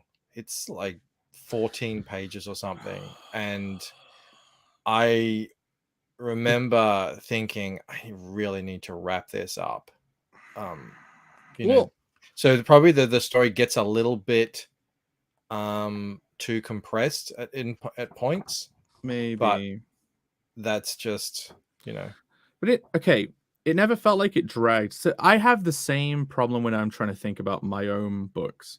Like I went and bought some copy paper today to start doing the thumbnails for Conal the Barbarian. I'm going to start thumbnailing on this paper. And in my script, I've got some scenes that like go on for, I know that the page count is like, one time I even had a script with a 20-page scene. But the thing is, you sit there as the creator and you're like, I've been in this one location for 10 plus pages. Is the reader now going to get bored? Do you know what I mean? Like, are they fed up with this? Do they feel like they were staying here too long? I didn't feel like this scene dragged on too long at all. So because you had the kinetic entrance to it, right? You had these 2 pages of kinetic entrance. Then when you get to here, it almost does feel like a new scene because you've moved location essentially. So I actually don't feel like I don't feel like I'm sitting in the same conversation happening for ages. Then, you know, new characters are introduced, and it is good to have more dense conversation bits right after these less conversational larger panel action shots, right? Like I really appreciate that kind of flow. And then, you know, it goes, they talk, but then you let yourself do this big panel, which essentially does cut to another location. So it doesn't feel like the world is expanding. You're not just in the same room forever. And then, you know, after this big panel, which even introduces a new character and gives him some, I love the negative space that introduces him. Like, it's almost like he's a lone worker. Do you know what I mean? Like, he's an army in of himself because you have all this space around him. And then you pick up the action again, like super quick, and you've got to, like, this happens very quickly. So like, you don't, if you just spent like, a while doing that, and then ages to show the physicality of this. Like, even though someone could say like this is potentially confusing paneling, I still understood it. But if you'd spent ages doing this, that would have felt like maybe a waste of time. But like, you could have. The only suggestion I have is like he could have like ran from this panel, be running the other way, and ran like into this panel. And then just shown him doing the water and them two silhouetted against him or something, and then seen this. Just a super quick like thought. It's not really. I'm definitely not telling you how to do your own comic. I'm just saying what my brain does. And then again, this, because they've left and he's here, this now feels like almost another scene. So even though you've stayed on it for a bit, you've kept it interesting the whole way through, which is great. And yeah, this guy shows up, and I think does he try to barter with him or not? No, not really. It's just sort of I guess this is the end now. Like, yeah, he'll try and do something, but he knows that this guy's reputation, has well preceded him.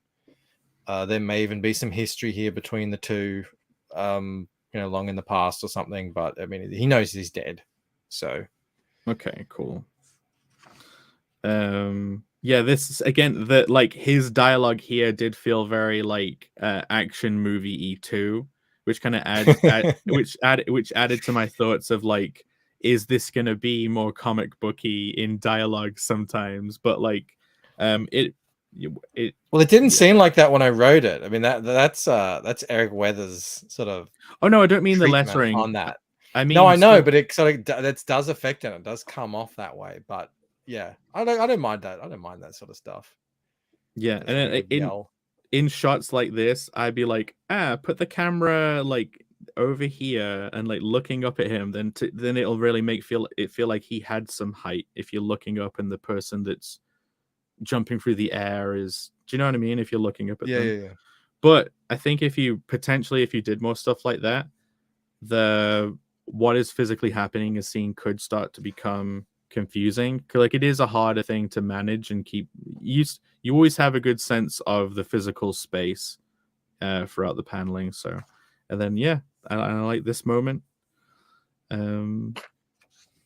That's just letting something be conveyed in just a blood splatter and not actually having to have like a guy's head beamed in by a pole and his eye flying out and stuff like that. Golf shot 4.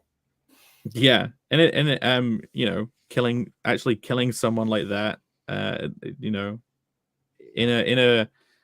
almost like the form of death being a pipe hitting you across the head makes it kind of like feel more like if you just kicked his head off, it would be a bit more cartoony. But you're being done in by a pipe. It doesn't get more gritty than being done in by a pipe.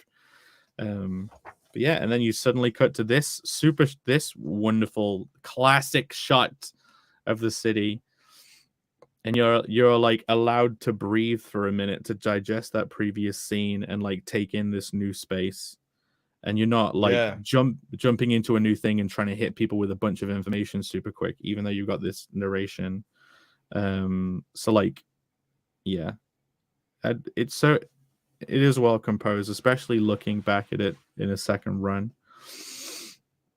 Yeah, RT Bear commented on this, and I don't know if I did this intentionally, but he really liked how as you read down on the left, the lettering gets close enough that you notice a shadow of a reflection, of her. And so you see that, and then your eye kind of naturally goes looking for her. Oh, that's cool. And then I was like, oh yeah, I mean, maybe I did it for that, or I don't know. I just it felt right to me, the layout, Sometimes you'll do stuff and it'll just feel right, or if you don't do it, it feels wrong, and then you eventually keep changing it until you get it, and you don't really know why, but then someone else can rationalize it later. I remember doing this scene and being worried because I was putting it up on Webtoons that someone was going to say, oh, this really makes light of suicide because you're using it as a plot device or something that she's about to. Because I did when I uploaded this as a Webtoon, that was the cliffhanger for that week. There's her leaning back. and yeah. Did you get anyone? Did you get any No, comments? no like one that? did, and I was like, oh, that's so lame that I would even think that I would even worry about that stuff. That is just that person's projection, and you know what I mean. Like it's those people can suck in a way that they don't think outside their own point of view.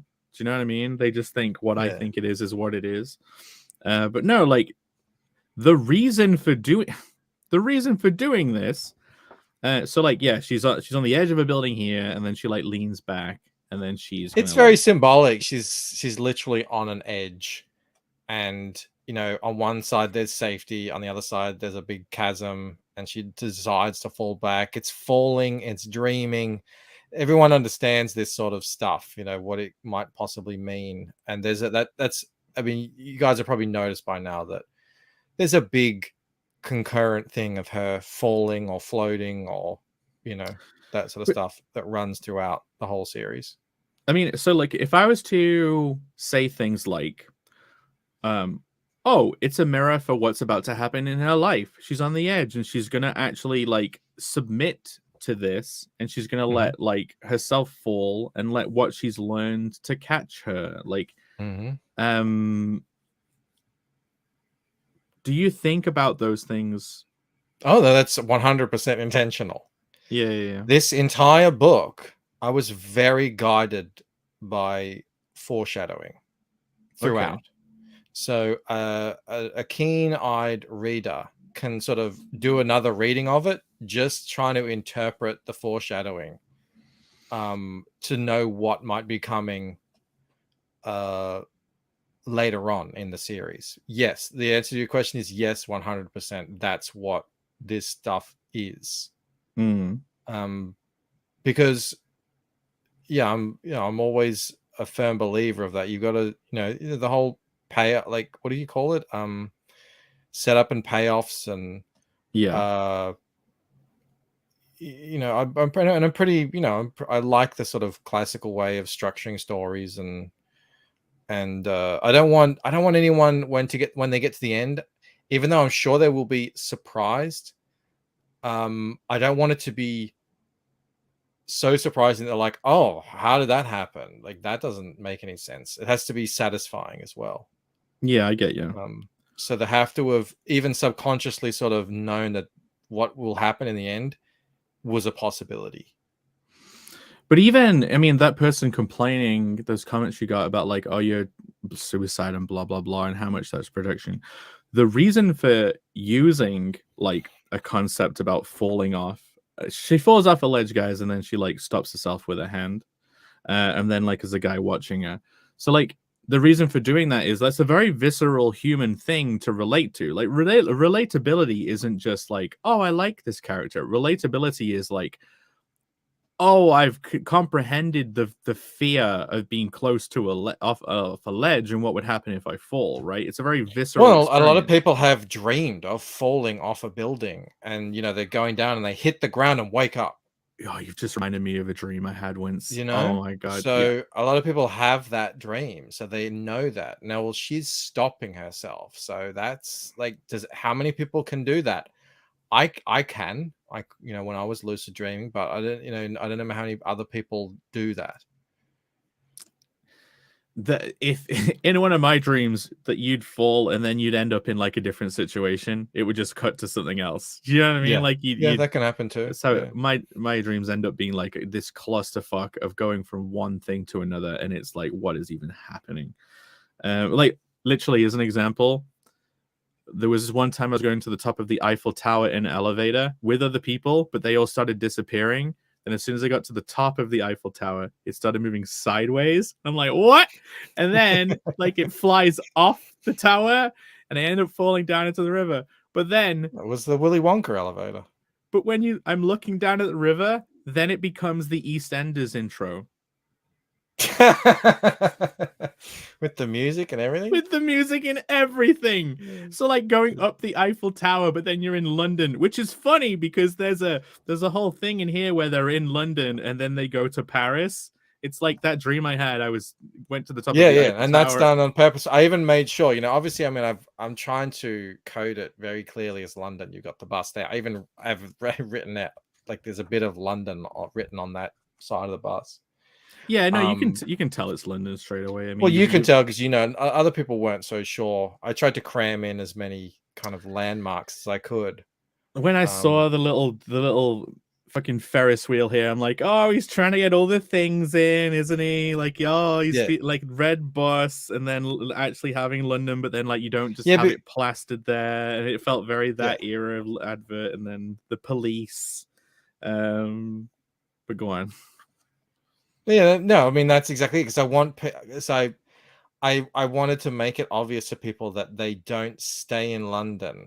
So like, because at this point, we don't know if this is really happening or not. I mean, I guess it looks like a dream in terms of what she's doing, but this is the start of the story. We already saw a guy pull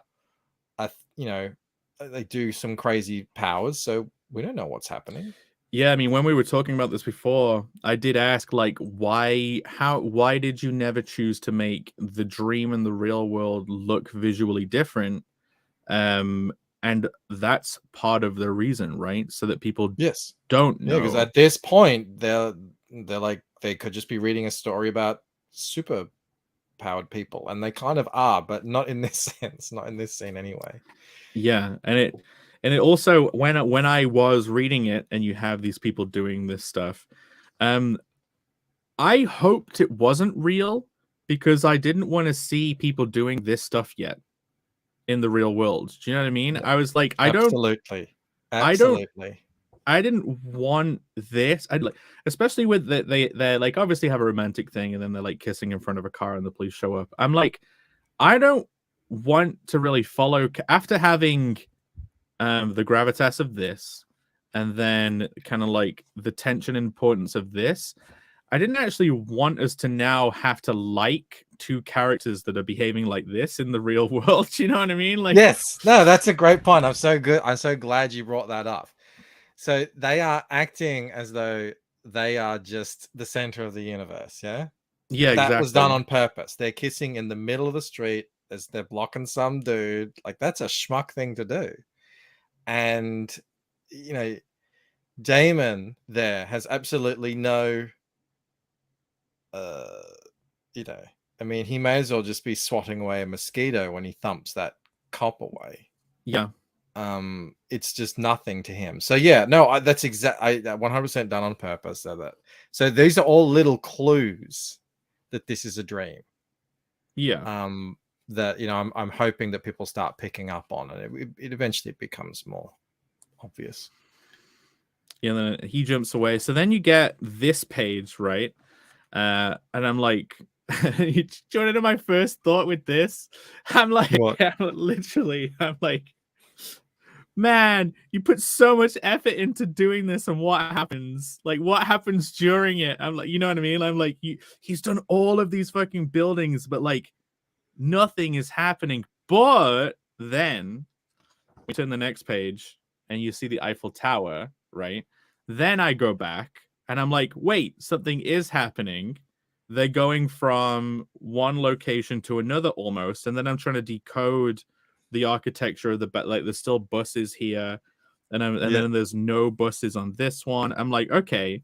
So then, and also the direction of the cars they're driving on the other side. Oh, really? Yeah. If I was cleverer, if I was a smarter man. So this is actually inspired by a dream I had. It was probably one of the most fun things I've ever done in a dream, where I was doing this, jumping on street lights and bouncing off buildings and doing these huge leaps, and like Spider-Man. It was actually, I think it was because I was playing a Spider-Man PlayStation game, and it was just in my head, and I dreamt that I could do that stuff, and it was so much fun. So I was like, I want to have them doing something like that, and I thought, all right, pragmatically, I can't draw that. I don't have that ability. I don't think I probably do now, but even now it would still be 4 pages of just hell capturing all of the magic of that moment. But I thought, well, look, I can do this, And it's a little bit of a cop out, but also the cool thing I was able to do was, you go from London, and then that middle panel is half London, half Paris with the rooftops, and then the bottom panel is 100% Paris. Well, so the thing is, this is a nice decompression of the storytelling. You could be tempted, like, okay, your thought is higher effort version is paneling a whole sequence where they're chasing each other lovingly through all these different things, and they first push past like chavs in the street, and then later on they push past like a guy in a striped shirt holding a baguette wearing a beret, right? Sacre bleu! Yeah, parkour extreme. Yeah, and that would have been too much. There would have been no reason. This is enough to do what you want to do. Do you know what I mean? And no one's gonna say that it's low effort. Yeah, it's not really look at all the drawing. You know what I mean? It's not the point of what's happening here that they're doing it. They are doing it, and that's sort of what they do. But it's not the point of the scene. Yeah, the point of the scene is there's much more of a subtext going on here, and it's sort of like you find that out as we go on in different series. And actually, when Fractured Mind comes out, it'll start to sort of really make a bit more clear of what's actually happening here. This face is a bit. I did try and figure out what her emotion is on this face, though. I was like, wait, is she annoyed? Is she happy? Is she annoyed? Is she like? I think she's a bit annoyed. Actually, I think she's a bit annoyed, and he's having fun. Oh, okay, okay, yeah. I think that's she's annoyed in a way that girls get annoyed. You know, she's like, "Oh, stop it," you know. She's still enjoying herself. So yeah, like, because you'll see how she gets her kicks in a second. Yes, in the next pages. Oh, okay. So my thoughts. So I saw this, and then I went back, and then I decoded it, and then my thought was, wait, why did they jump over the channel? Like, why did you know what I mean? I'm like, how did they go from London to Paris super quick? And then, like, how did they not jump over the English Channel? I'm like, did they jump through the Channel Tunnel at some point or something? But again, you know what I mean? That's funny. I was like, where's the bit where they go over the water and fly really high or something? But again, I'm like, okay, the space must be transforming as they're moving because they didn't go over a body of water. So it contributed more towards like my subconscious, like, okay, this probably is more like a dream. And again, it would have sucked to have had actual characters doing this stuff already in the book. I would have felt like, slow down, motherfucker. But yeah, they rock up at Paris, and it looks like they're almost floating in the air, and she lands. And then they have a romantic embrace, which, because I know the context of you and that people, there's like a joke about, oh, Bancroft's doing romance comics. Like, thread this. Yeah, someone did tweet this at one point, that bottom panel, and said, "This is the gay shit that Comicsgate is doing now." I was like, it's literally a guy and a girl, you know, about to kiss. You know what's meant by gay. Oh, I'm gonna have to spend Valentine's with my girlfriend. Gay. Yeah. But also like this face where she's like almost in pain, like, oh, sorry. That's her O face. She's like, yeah, she's digging it. Well, actually, so that particular mouth, it's just in the mouth. If it was more O face, like she's like this. Or if it's O face, it's kind of like, oh. Well, she's not, you know, she's not in ecstasy. I mean, he doesn't have a magic tongue or anything that gives her orgasms through the neck. You know, she's liking it. You know, she's like, she likes it, all right. And then she continues to like it even more as these two French thugs try and, you know, get in on this situation. So yeah, and we were talking about this last night, and yeah, so the intention of this is for the reader to say, what? Why would just some two random dudes want to come up? Like, that seems like something you would see in a just a comic where the author is trying to force action where it's not organic. And that's what I want you to think. That's what because now that's another clue that is this happening? Is this real? My interpretation. So like you see these guys rock up, they're speaking in French, then you get the translations, and they're having this embrace, and then like, oh, we want to get in on it. Like, what do you say, pretty? What do you say, pretty boy? Going to share, or will we have to play rough with you? So it's like almost generic thug dialogue, and like they're putting a lot of effort into like really wanting to impose themselves on this situation. And my thoughts when reading this were like, no one would put that much effort into trying to do this. Like I was like, what is going on? Like, why are they so insistent?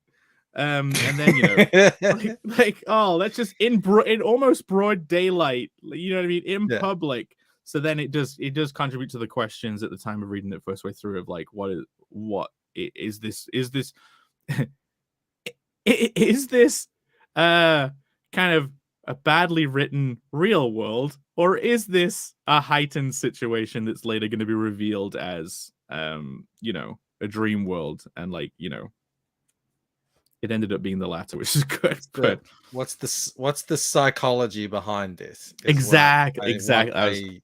I want a thinking reader to get out of this scene. And also it was a good way to introduce the sort of unique dream ability that Ella has of this language translation. So she's language stuff, and then also if you go to the next pages, like her action abilities. Yeah. So, I mean, without getting into it, I mean, she really enjoys this.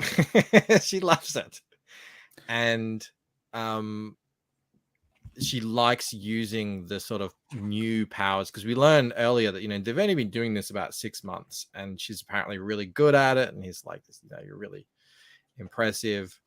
And she's now she's really in control of what's happening. Well, here's the thing, because you don't see her face during any of this scene, so I genuinely was still on the hook as to whether or not this is an actual being portrayed as a tense situation, or if it is like a situation she's enjoying. Like when saying like she's enjoying this, I can't tell that she's enjoying it because she's just doing it. You don't see her face. If it was like, if the angles were a bit different and you maybe got a reaction of her being happy and smiling, that if you actually wanted to hammer that home, that would have done it. But like, I don't think it's necessary. I think it's not necessary that that she's enjoying it, because it's sort of it's part of her the kind of thing of psyche that I'm building for you as a reader, that's done slowly over time. Whoa. I know. So I was the zoom was fucked up, so I switched to manual and then adjusted it. Yeah. So you did want that to be in the air as well? Or... Yeah. Okay, cool. she's saying talk to the... She's giving him the magical talk to the hand that all women have. It's their innate superpower. And she really fucks these guys up. Does she push drop from that height? She's sort of like pushing them essentially. If you want to get, I don't like getting into the how things are working, because I don't think it's really necessary. Like, you don't want to midi-chlorians on it or anything. You don't. Yeah, no. You don't want to. But that's the effect, and she essentially drops them from. I mean, it looks pretty high. I mean, the whole parallel to lucid dreaming, and if you think it becomes, so you don't even have to. It's just literally your brain being able to warp the space, like just based on your intent or like the designs of your mind. It doesn't even need like an actual physical reason. But then I guess this is like a print thing, but it's like she started to like snot out of her. I'll show you just on my particular books if I can change the focus. Autofocus, fine. Like I had some like white scuff, and it like starts at her Oh. nose and like comes down. So I'm like, wait, is she crying? But no, I realized it was a print error. Oh man, It's all right. I'm gonna have to call up my printer and say, why are you putting snot on my characters here? I need anti-snot coating on all my pages. Yeah, I don't have that on mine. There you go, just on Sorry mine. about that. No, it's fine. It's fine. And then he taps her on the head, right? And like, I actually had to come back. So what's happening in this panel is he's putting his finger on her head, and it's like, looks like it's time to wake up Ella. And she's like, whatever. Like she goes question mark. Then you enter this whole other scene. So because this particular action was dealt with such a small panel. Hold on a sec. The friggin' headphones have gone out on me. All right, so say again. So he's tapping on her head.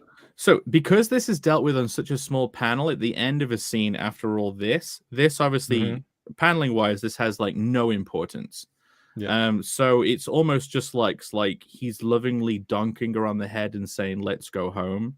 Like it's almost to me that's just portraying it as like a thing they do, not like an important moment. Then when it cuts to this scene and she's like in the chair, I'm actually trying to work out if this is a flash forward or something because of that. And then I went through this scene, which is like a discussion. I wasn't able to take in the subtleties of their discussion because I was still trying to work out whether it was a flash forward or something because of this. But if this particular moment, and I'm not, this isn't been bigger. No, if this had been a full page, almost full page. No, I'm not. I'm just saying. I'm about to do that, but if this had been given more importance, as fair enough. you need to take this in, or you can almost imagine them in negative silhouette, where like the old silhouette. Yeah, fair enough. But you know, then you would at least be starker in. It would have been different. Yeah, you would have noticed that this is a moment, and you would have almost noticed that like a button is being pressed. Do you know what I mean? If someone hits like someone over the head with a hammer and it's in like negative silhouette, it's like they've been knocked out in that instant almost. But then I was trying to figure out that whilst reading this, so I wasn't able to take in the subtleties of their interactions as much. But yeah, you introduce she finally wakes up essentially, and then you know, as you're reading this, you are kind of like, it does reframe the whole sequence as like a heightened dream potentially. And if that moment had been like more exaggerated, I would have definitely got it. And then you kind of almost had like a sense of relief during this sequence. You're definitely finally how many pages in you can breathe for a moment. Yeah, well, like, halfway through the book, pretty crazy. halfway through the book, all the spinning plates that are like one spinning plate, two spinning plates. Then that plate gets eschewed when they meet up. Then two spinning plates again, three spinning plates, four spinning plates, fucking fight, whatever, you know what, like 27 50 spinning plates. But then you get to like rest in a lot of rectangular book spines that I'm sure were a pleasure to draw. I like rectangular. I like drawing books. I like having libraries full of books in all of my. A lot of them are copy and pasted. Yeah, you know, so I draw it once and then I mean, it depends. If I get on a really sharp angle, obviously you can't. But when I say copy and pasted, you can't just copy and paste the whole thing. You've got to like cut it in little bits and move it around and flip it and stuff so that it's a bit more. And then you draw in just the odd other book here and there. And it just sort of like visually mixes it up. Yeah, so I was trying to figure out if she's in a library or a bookshop or something. But she's hanging out with this other character who's, what's her name? Do they say her name in this? Anita. Amita with an M. Oh, okay. I think she does at some point. I'm sure many people would like to meet her. Well, she's taken. So she's in love. But yeah, like they're talking and like you were saying that there's some subtlety to her acting in this where she like almost is supposed to indicate that she knows more than she Yeah, so essentially what happens is, Amita's a bit like the cool boss. Ella's is supposed to get in early and do some work before the store opens, but she was sleeping. She was, sleeping on the job essentially, and that's when that dream was lucid dreaming at work. Exactly, right?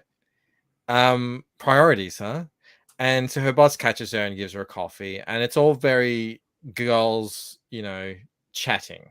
And she's like, "Ooh, give me the goss," because she's like, "Oh, I'm having these crazy dreams." She's like, "What, sex dreams or something?" It's like, And then Elliot starts getting a bit more serious and starts saying what's actually happening in the dream. And then right on a dime there in those last 3 panels, Amita is like, "Huh." So her demeanor sort of switches from, "Hey, I'm the cool boss, and here this, and you owe me 200 quid," and now she's like, "Okay, you should go to work." And then she sort of, that's why I have that big long panel of her looking over, to just like, that's concern. That's straight up sort of what is happening there. Yeah, it's almost as if she. So I didn't take this. So when I saw this concern panel, because I was still dealing with the confusion of knowing if it's flash forward or flashback, I wasn't taking in the subtleties of that in the scene. And then like this, when I got to this face, straight away I'm like, man, she's hot. But then like I'm also like, I didn't know how to interpret this face other than like she's concerned that her employee isn't getting her work done. Do you know what I mean? Like more of an immediate thing rather than she's concerned about hearing about the dream. But yeah, fair enough. Thankfully, luckily, I have heard back from a lot of readers who really like that panel, and they were like, "Oh, she knows things. Good. She knows something." So they did pick up on that, which was very nice to hear. I think if I'd read it, because I don't want to tell anyone. I don't want to tell anyone what's happening. No, you don't want to peel it back. In my experience writing this kind of stuff, I always worry about like if you have meaning conveyed in just like an expression, if people are ever going to pick up on it. And like it's cool that people did. People smarter than me who didn't get confused. And then you cut forward later and you introduce this guy, who's her boyfriend, who's a boyfriend. And he's coming in, acting all Scottish, getting all the and he's I think he even says like he wonders if she's a lesbian in this panel too. Gets ribbed for it. And it just never comes out. She's always living in her own little head there. So he's just wondering. Trying to think what I was thinking when I read this. Like, I was enjoying his character. Oh shit! You know what? Do you know what? I was jealous of him. I was like, this prick. Kind of. If he gets to bang her. Yeah, I'm like, oh, he's acting all crazy like this as well. I'm in a way, honestly, I'm trying to decode what I was thinking, but whilst reading this, and I'm like, this guy, and I'm like, but then it means that like there must be something cool about this guy or something. You know what I mean? Like this guy must have some real value. Like he must be really competent at something. You know what I mean? That's what that did in my head. And it's funny that he's daring to act uncouth, and shooting from the hip a bit more, and then she's having to deal with him. But that does convey that she spends, like, they're trying to invite her out socially, but she isn't, right? Like she's got something else to do. No. So it's like, she's younger. These people are the same age. They're going out and acting their age, but she has kind of like a life that's out of the normal stream of things, and she has to go and go home and deal with something else, which is like, almost another echo of how things will probably become later on for her. She'll become even more like disengaged from normal reality, then it almost makes me think it would be interesting if a character has to live like this, that later on down the line, when pressure becomes too much, they later decide like, no, I will almost retreat from the hero's path. And yeah, I'm going to go hang out with my friends on a night out. And then like almost when she finally tries to, things could start going wrong as she's trying to push away all of her, what is the word? Responsibilities that they could be when things kind of like start slipping. That's just what I think when I'm reading through this. But yeah, she heads home, and you kind of get like some of the mundanity of how her life must feel if she's not socializing. And then she has this moment on the tube where she like sees like a reflection of this guy. And like when I remember reading this, I mean, like, man, the lighting makes it look like a fucking dead skeleton woman. What is going on? but it kind of adds to the creepiness of this. Do you know what I mean? And that's like what people look like in subway reflections. It is a bit creepy. Yes, I've been on the underground many times, but we don't usually represent the real world when we're making comics. But I thought it was probably a choice of as well, though, not just like trying to replicate how it would actually look. This scene here is the first scene in the whole book where you're getting a hint that there's something that's happening in the dreams. Yeah, connection to the real world. So I wanted it to be. There's no other scene in the whole book colored like that, by the way. No another page. I get you. I like that it's on the, what do you guys call it? The tube. Because it does afford some really weird, unnatural lighting. That's not how it's actually lit in real life, but it is unnatural. And so I wanted to I was happy that all worked out like that. But it's cool that it lasts for a moment. So like it's kind of like if I was to, I hope you're okay with me constantly making relations to the Matrix.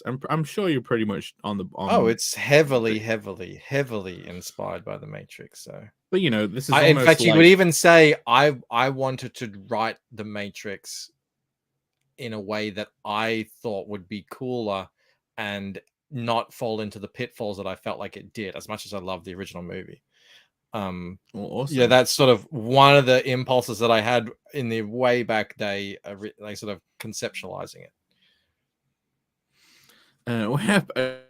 Just to react to the chat for a second, like apparently Shane has been looping the fucking his eating chips thing for like 2 hours now. Like the whole time we've been doing this stream, there's still 82 people watching. Oh, he's gone down to 82. Shane is eating chips. That's crazy.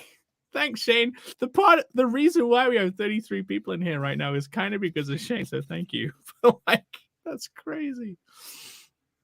And then also I wanted to react to this because, you know, where does he say it?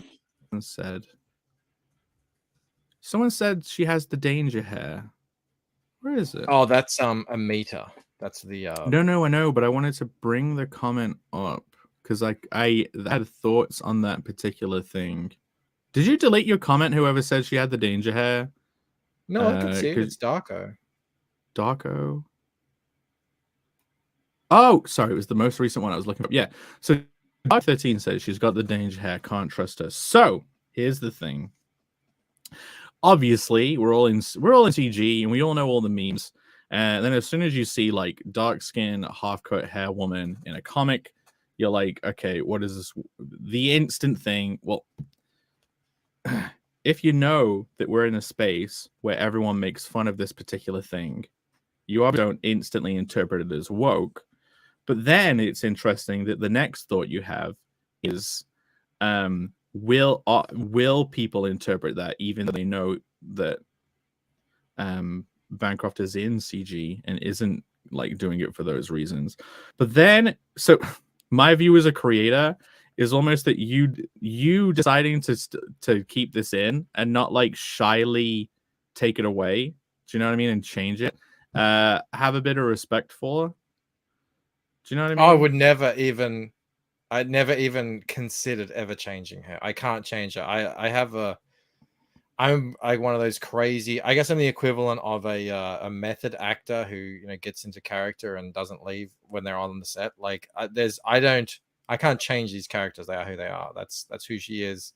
Yeah, She is a OG, British goth, and she's that for a specific reason. It's got to do with her upbringing and who she's sort of running around with now, and that's how they look. That's how they dress, and it doesn't matter if people took that like side of the head shaved thing many years later and did something else with it. It's like that's who she is.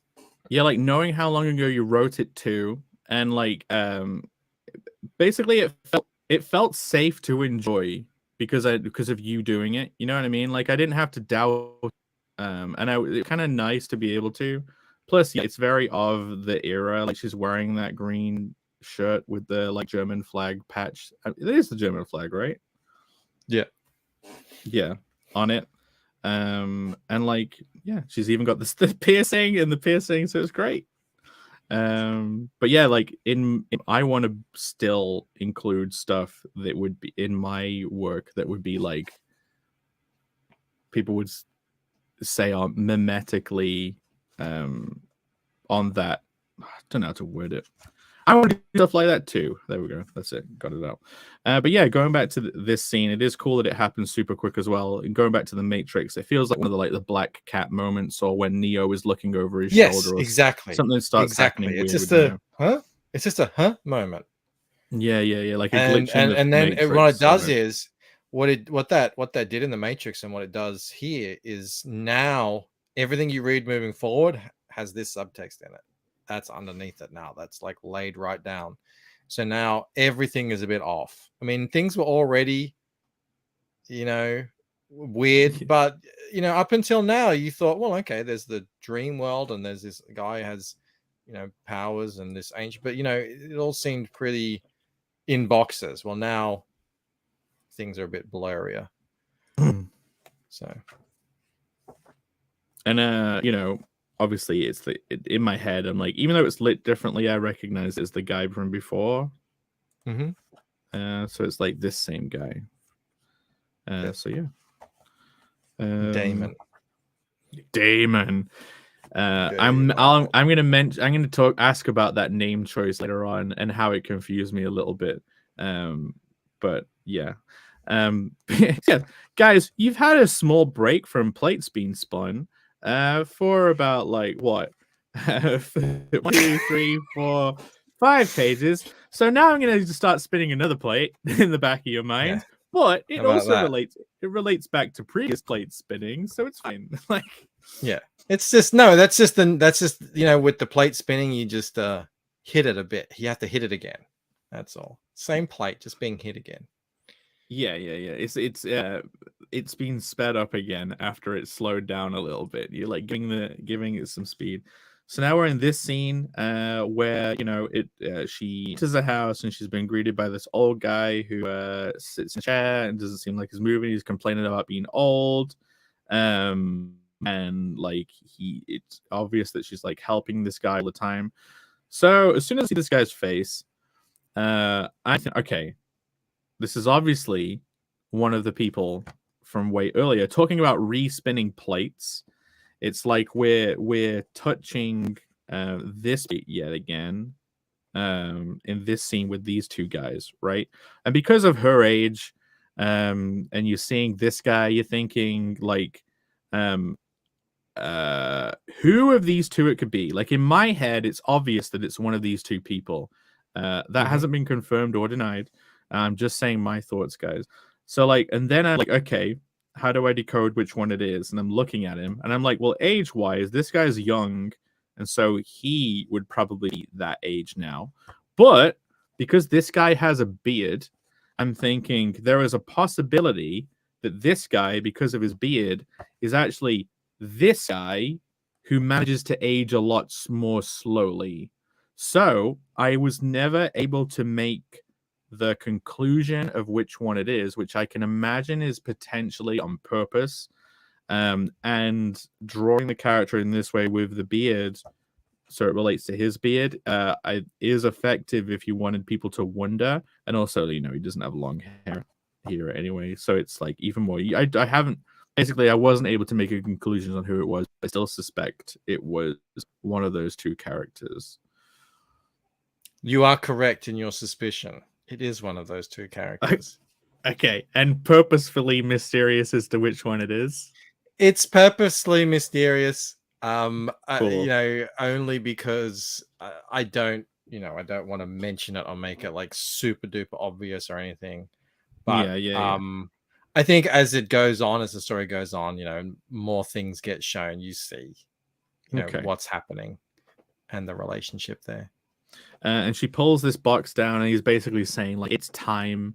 And he starts trying to like reveal photos to her of like her past. And you know what's funny? So this is supposed to look like a family photo, right? She's holding a family photo because of kind of the tangent between the layout of the photo and the lighting on her coat. I thought it was like actually some kind of flower pressed in a transparent material. That's true. I never noticed that before. And I was like, I never noticed that before. So I was like, what is that? I didn't like. I've only just now realized it's a family photo. But the first time I read it, I was like, is that like a 4-leaf clover pressed in like laminate plastic? It's actually a real photo. It's actually a real photo that I sort of redrew. It's of Victoria and I in a hammock in Florence. Oh yeah. Young. Yeah, but it's because like the dark behind the hammock, it matches up. Yeah, no, I see it. I see it. The lighting on her shoulder, but also finger. So it's like she's the bottom bit is like in line where her finger is. So it's like she has a finger holding it behind it, and it's funny. But yeah, no, she's looking at photos. No, I kind of figured out when you see her surrounded by photos, and he's being purposely mysterious to her, and like feeling distressed that he has up until now about anything. And what happened in my head during this scene is, so he's being very human now, this character, and regretful, and kind of like there's less danger around, to be honest, because he's letting himself almost break down. Whereas, if I'm imagining it's these characters earlier, it was very much the opposite. Like in this, when you saw them earlier, it felt very like action dialogue-y, like they're in a Matrix thing and this high tension. So it's like this felt more cartoony in characterization, and there was tension in the scene and like a ticking clock. You got to get out of here. But then like seeing him here act like this, I'm like, times must have changed. It almost made me have a feeling of like things always seemed so important in the past, and like now we're older, you look back and you're like, I probably didn't have to act so intensely when I was younger about certain things. It's not that times have changed, it's that she has been very well hidden from that previous life that she's been kind of yanked out of, and he is now becoming aware that that situation is about to come to an end. So that's why up until now, like she's been pretty, she's lived a normal-ish life up until now. And that's why he's been happy to let kind of things lie so that she can have that life. But that's all about to change, and he senses that, he knows it somehow, so that isn't revealed. Yeah, because as the reader who knew about Ella a little bit, when they were stealing her away at the beginning, my interpretation of the scene was like she is going to be taken away to be trained by these guys, and they want her to be trained for their side, whether the dad wants it or not, and they're kind of using almost like an excuse to take her away and train her for their purposes. So then when she's had like a relatively normal life, and like this guy obviously hasn't been training her for a while, he's just like an old guy, I was like, okay, maybe that wasn't the case and she has just been hidden away, so no one can use her.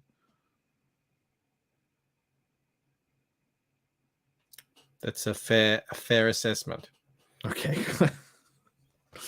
But yeah, and like he looks like he's about to fucking die. Sorry, dude. He had a good run. Yeah, and she is sent off with a box of important stuff, including a ring, apparently.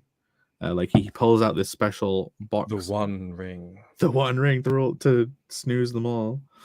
Then she heads back home, and it is nice that all of the particular sets. How long do you take thinking about how to dress the particular sets and where they will be located and what elements you want to use in them in order to put across like hints towards the characters or hints towards the story?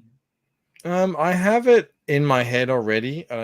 Some of these things. So that bookstore is a real bookstore that I used to go to, and to me, when I was conceptualizing the story, that was where she worked. So I was like, all right, well, I'm just gonna have to remember how best I can and what I can manage what that bookstore actually looked like. The frontage there, the facade, I got that directly off Google Maps, and I'm lucky that I did, because that bookstore closed and they built something else there. And Google Maps updates. No. I'm lucky that I got it in time, because otherwise it would have just been lost to time.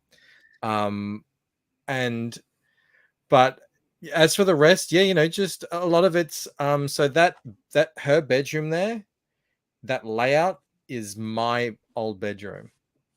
Okay. When I was 16, 17. Even with the V for Vendetta cutout and the none of the flag? none of the stuff is mine. Like the actual layout. So that's where I started with. The wardrobe was there, the door was there, there was a thing there, and then I fill it with things that speak to her character and also speak to the story at large. So if people care to look in and sort of like, oh yeah, there's a V for Vendetta with a Harry Potter scarf on it. All right. Now Ella in Fractured Mind is running around in a dream in an outfit somewhat inspired by V for Vendetta and Zorro and stuff like that. So there's that sort of stuff. That's what I think about when I'm planning these settings. Because she doesn't seem like a fucking nerd. Like, you know what I mean? She doesn't seem like she's like into all kind of stuff, right? Keep in mind, she also works at a bookstore, so she gets like little prints and bits and pieces here and there. I don't think it's outside of the realm for her to be a Harry Potter fan. People might think that maybe that's like a self-insert. Maybe it is. I don't know, because I am a Harry Potter fan, but yeah. I don't think it's outside the realm for a woman her age to have grown up reading Harry Potter. In England. But yeah, she puts on the ring while slowly falling to sleep, thinking about all these memories. So she's obviously has a very active mind right now, and she falls asleep, and then suddenly she slowly transmorphs and becomes a male, which is a very topical. It's very interesting for you to deal with these kind of. She transitioned. Yeah, it's very interesting. In the world of the Lucent, people don't have to go through the surgery and stuff or the hormones. They can just put on a ring. Just a ring, and you're in. Yeah. Even change your age and your like size of your body. Your entire body can transform. Trans eraist. I mean, this is clearly not modern day anymore. Yeah, like I don't identify as someone in the modern era. I identify as someone in Roman times. Yeah, exactly. But yeah, then like she goes into the scene, and obviously, like in my head when I'm reading this, I'm like, she's obviously going into a dream, but then like she must be going. It feels like she's going to someone else's dream for once, or going into some kind of past event that was related to the ring after just putting it on. And this, your suspicions are on track. Correct. And then when I'm reading this, I'm like, okay, what is happening? So you got all these people in here, right? And for that period of dress, because of how like casually they're dressed and how they're all shoved in a room, I'm like, are these prisoners? Have these been kidnapped somehow? Like, are they slaves or something? And then he's like getting up and walking over to here. And he's like, what is he saying? What dreams stir a man to wake in the still hours of the night? And it's like, well, everyone's awake. What hope? Can such things exist in a place like this, or at all? Like, so it's like a very dire situation they're in, which contributes towards me being like, are these guys slaves? Where is it that fate itself cannot find you? Destiny is stubborn. A man cannot kick up dirt and blot out the sun. So like they're all in this together. He's very sad. Artemis, you've prayed long enough. Come sit with your family. It's like, man, this is your home. Like you're just sitting around all day. Why is no one doing anything? Do you want to? I mean, it's not integral. The situation, like why, like that's his family. That's his wife, and there's his 2 kids on that bench over there. Yeah. And obviously his wife is pregnant, but all these people are his sort of followers. His what would you call it? Oh, really? His flock. That like all staying awake at night. No, they're awake because they are aware of what's coming the following morning. Okay. So yeah, they're like finding it difficult to sleep. Okay. Yeah. So I mean, again, it doesn't affect really the greater story. I can tell you, Artemis was a real man who actually lived historically. He's from Turkey, and he lived around the time of Jesus. So they're in Roman. I mean, I guess it would be called. I mean, it was the Roman Empire at that point in Turkey.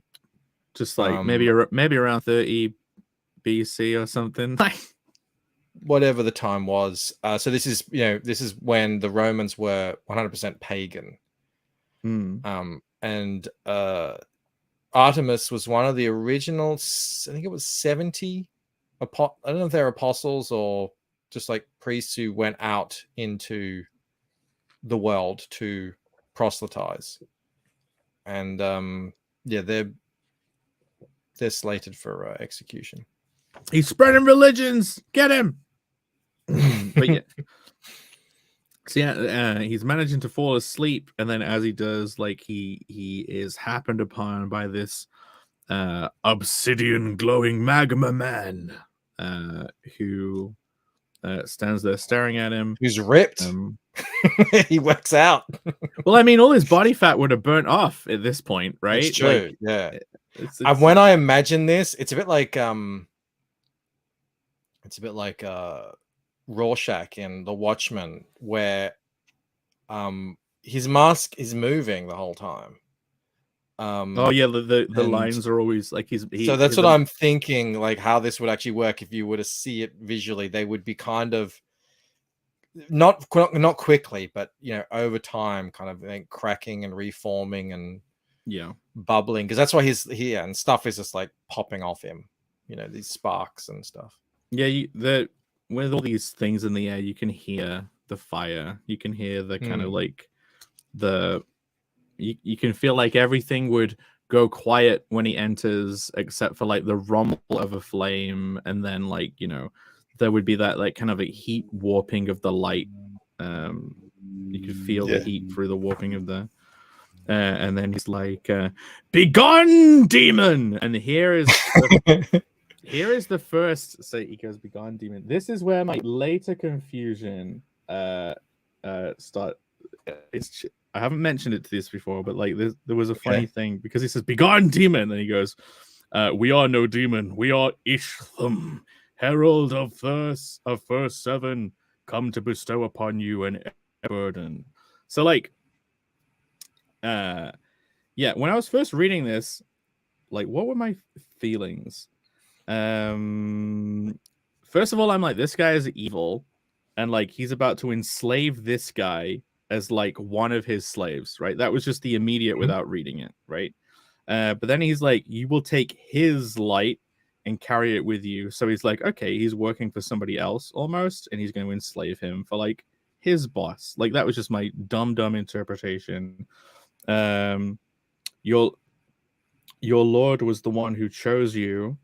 It is decided upon this rest the fate of it is decided upon this rests the fate of all mankind. There's no comma. Wait, is there no comma or full? Is there supposed to be a comma or full stop after upon? Oh no, sorry. It is decided. I'm an idiot. Upon this rests the fate of all mankind. And then he gets like burnt to shit. Yeah, he's done. He's finished. He's turned into lava guy. And then you cut ahead, and it's like, okay, someone is washing up on these waves, and they gasp, and then they look over the shoulder, and it's like all the characters from before being led outside. And he's like, no. So in my head with this, I'm like, oh wait a minute, is this the same guy? Like, and I'm like, okay, it is the same guy, right? So then everyone's being led outside, and I'm like, were they then prisoners waiting for execution, or you know what I mean? And then like all these Roman soldiers rock up, and they're all stabbing the shit of all these people, and then like one guy remains, and I'm like, wait a minute, is that the same guy? Is that him right there? And like he said it is, but I was saying before, I couldn't decide if it was because like he had flat black hair and he didn't have flat black hair. So like that one difference, I still had the question of whether it was him. Yeah, and we spoke about this last night, and this is my pedanticness getting in the way of telling the story because I was like, yeah, but he's in the water, so it would be black. And I'm like, well, it doesn't matter. It doesn't matter. Like he turns into a different person. A good point. When someone has flat black hair, and usually they've had like this, it's very hard to differentiate characters when you're drawing them to be more realistic as well. It's like if a character has like part black, especially this scene too. I'm really worried about this. I really worried because they're not giving any explanation. It should look weird and odd and confusing, so I guess it works in that way. But I also would, like to okay, so that is the guy looking at himself essentially. But what? So how's that happening? What's happening? And then you turn the page and you sort of get a bit more of a clue as to what's happening. Yeah, and it did seem like a supernatural moment. Like it did seem like as this was happening, like the weird sounds would come in, like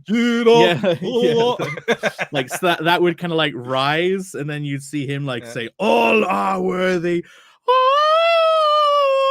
all are worthy, except you Roman scum." And as he burns them all, and he burns them all to shit. So then I'm like, okay, if it is the same guy, I'm like, is he possessed his body? And he's like just a new guy now, or like just a ghost or something. And then so like, but I think the truth is that he's just pretending to be him in order to troll these guys. Well, not to troll them. I mean, if he wasn't there, they would have gone looking for him. It was just sort of like, you're going to learn a little bit more about this Isham character and how he doesn't give a flying F about any one person's life. He's not there to help any one person. He is a very larger picture kind of guy. So, I mean, I guess, I don't know. It's hard to know his motivations here because of what he is. Yeah. But, he's sort of reappeared.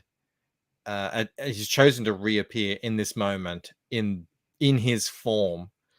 I guess a troll is a good way of describing it. Well, my my take on what it was when I was reading it is someone would only do this and behave in this way if they're just trying to like react against the injustices of the moment. Like it's almost as if he's trying to say like a huge fuck you for them daring to do this, to kill these people, not like a way of making them think he's dead to leave him alone. Do you know what I mean? Like no, yeah, it's not. It's there's not a like a necessary purpose other than a sort of a symbolic kind of fiery moment.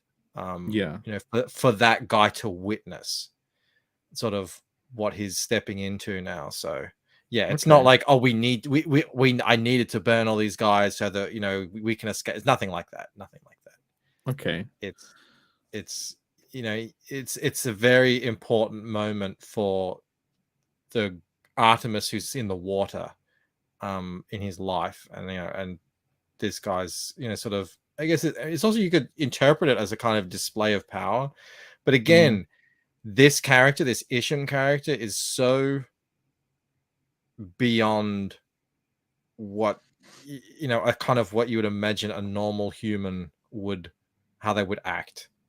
Well, I'm not thinking it's a human. I'm literally thinking it's like an entity for another realm, just trying to like put this guy into a different world. Do you know what I mean? And like almost taking his place in reality, and then like removing his place from reality by doing this. Remember at the start of the book, they take Ella. And it's a little callous. It's a little, we mentioned callousness and aloofness, but it's not barbaric or I mean, I guess they do leave him to die, so there is a certain kind of greater good aspect to it. Now they're taking her away, and you thought, oh, maybe it's to train her, right? Or protect her or something like that. Fast forward, because now we go back in time 2,000 years. It's sort of the same thing happening, if you want to look at it like that. Here's a more powerful being coming in to rescue one guy from a situation, and he's gonna have there's something special about him. We've already seen he's inexplicably breathing underwater. It didn't kill him. And now what's going to happen now with that guy? So, it is sort of almost like it is more brutal and callous, and just as you would imagine life was like back then, Yeah, like the brutality of the situation just felt of the time. I didn't think it was anything. Yes, like, you know what I mean. Like but there's 100% a parallel. What's going on here to what happened in that, with the. Well, that's interesting. I hadn't made that link. The links I did make or tried to make was like, why did a fire guy give someone like water fate? Like, why did it go from like fire guy and like, I'm going to turn you into also fireman. You're now fire person. And then it's like, okay, now he's in water. And like staying head down in water for a while, and I guess not being dead. So like potentially some kind of water affinity going on. But then like we talked about that yesterday, and it's I don't think there's nothing else to say on it, right? Like, well, I mean, he does say he's passing on his light, so it's not he's talking about someone else or something else, that he's going to get that power. So that's sort of and that's really all I'm going to say about it. But but then if they get this guy face down a bit, seems to have somewhat of a water affinity, then like my head would naturally go back to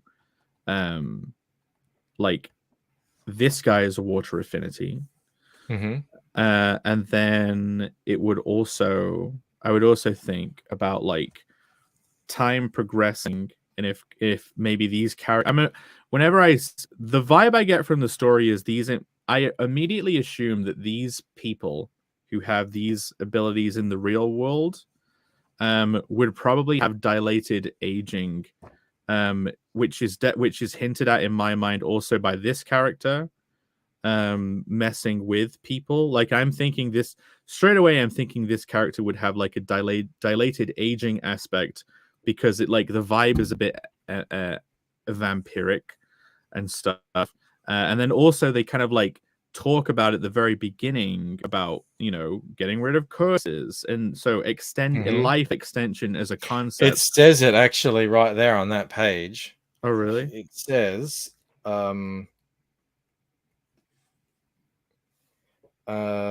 long have our people known of his magic and kept his sanctuary secret. How this came to be, I cannot say.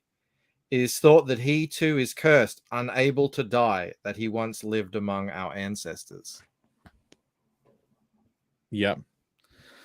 So then that kind of like age dilation theme ended up coming back in my mind subconsciously with these two characters when you see this guy again. So it added to the kind of like mystery of which one he was, because it could have been the young person, but it could have been the old person who's still kind of like has aged much slower. But then it comes back to this guy, and then, you know, because of his water affinity, it then sends my mind back to this guy, and my brain is wondering like if this person is maybe the same as this person. But like I obviously, those are just things that come up in my head, and I wonder, there are plates that start spinning, and I just like always wonder if they'll be addressed later. And it's the cool stuff where hopefully you finally get some kind of answer that answers the questions you bring up. But yeah, well, I'll let you know without telling you anything that yes, your answers, your questions will be addressed. Cool. That's awesome. Books. That's brilliant. And like if there is a relation between all those elements, that's very cool. And it's the kind of thing where when those questions do get answered, it will feel very fulfilling as a reader. So that's very awesome. That makes me more excited for like the future ones. And then, you know, he trolls them all. Epic troll. Epic troll, lol. Get wrecked. Lol. LOL. That's it. Just replace to this. Be you. Just replace this page and re-letter it with him saying lol.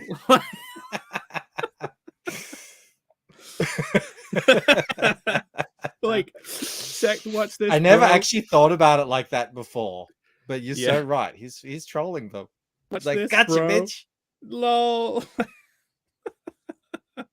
Someone do it. Someone do that. So yeah, then he transforms back into Ella, and I'm assuming like memory over, but she has been left in this world, and I'm like, something must be going wrong. This must be some kind of error.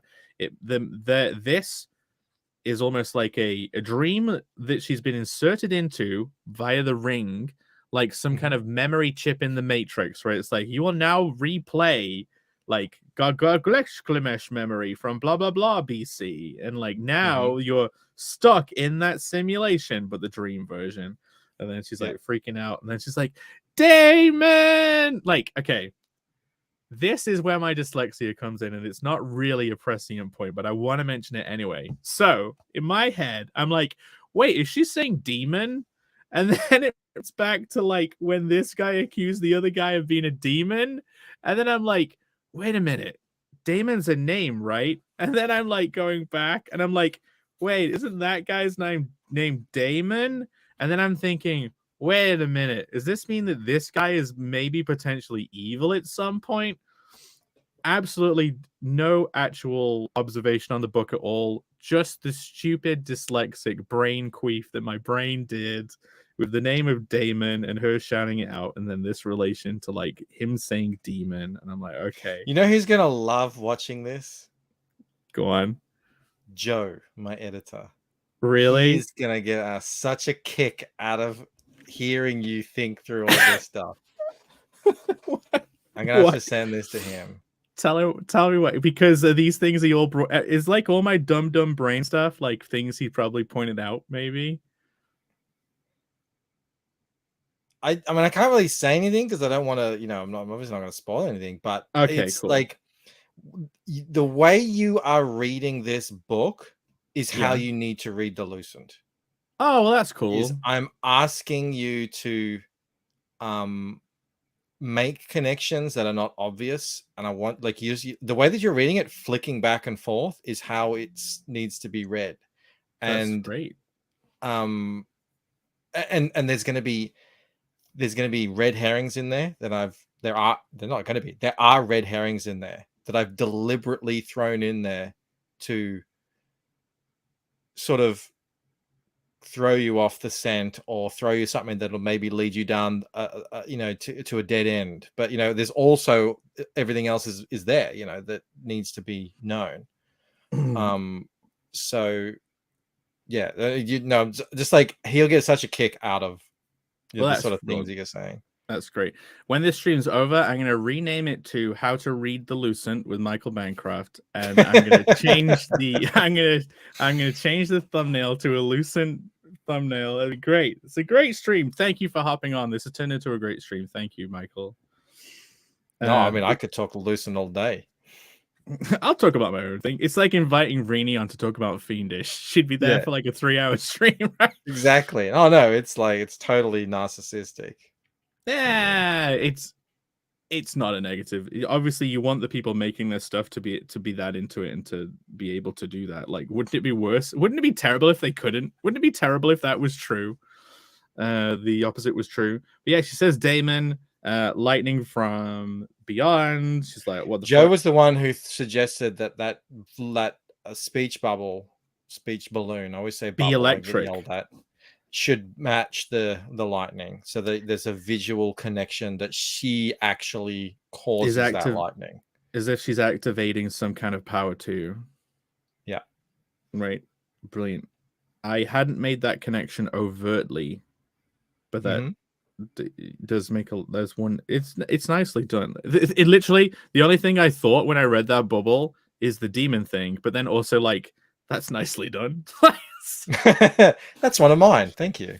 I was like, that glow worked. That like duplicate Gaussian blur, set it to add mode. Cool. I love the lightning. I was like, yep, that's I've sorted out lightning. I know how to do it. You basically draw some jizz and then duplicate it and then set it to add. I'm like, okay, yeah, it works. Yeah, and it doesn't always print that well.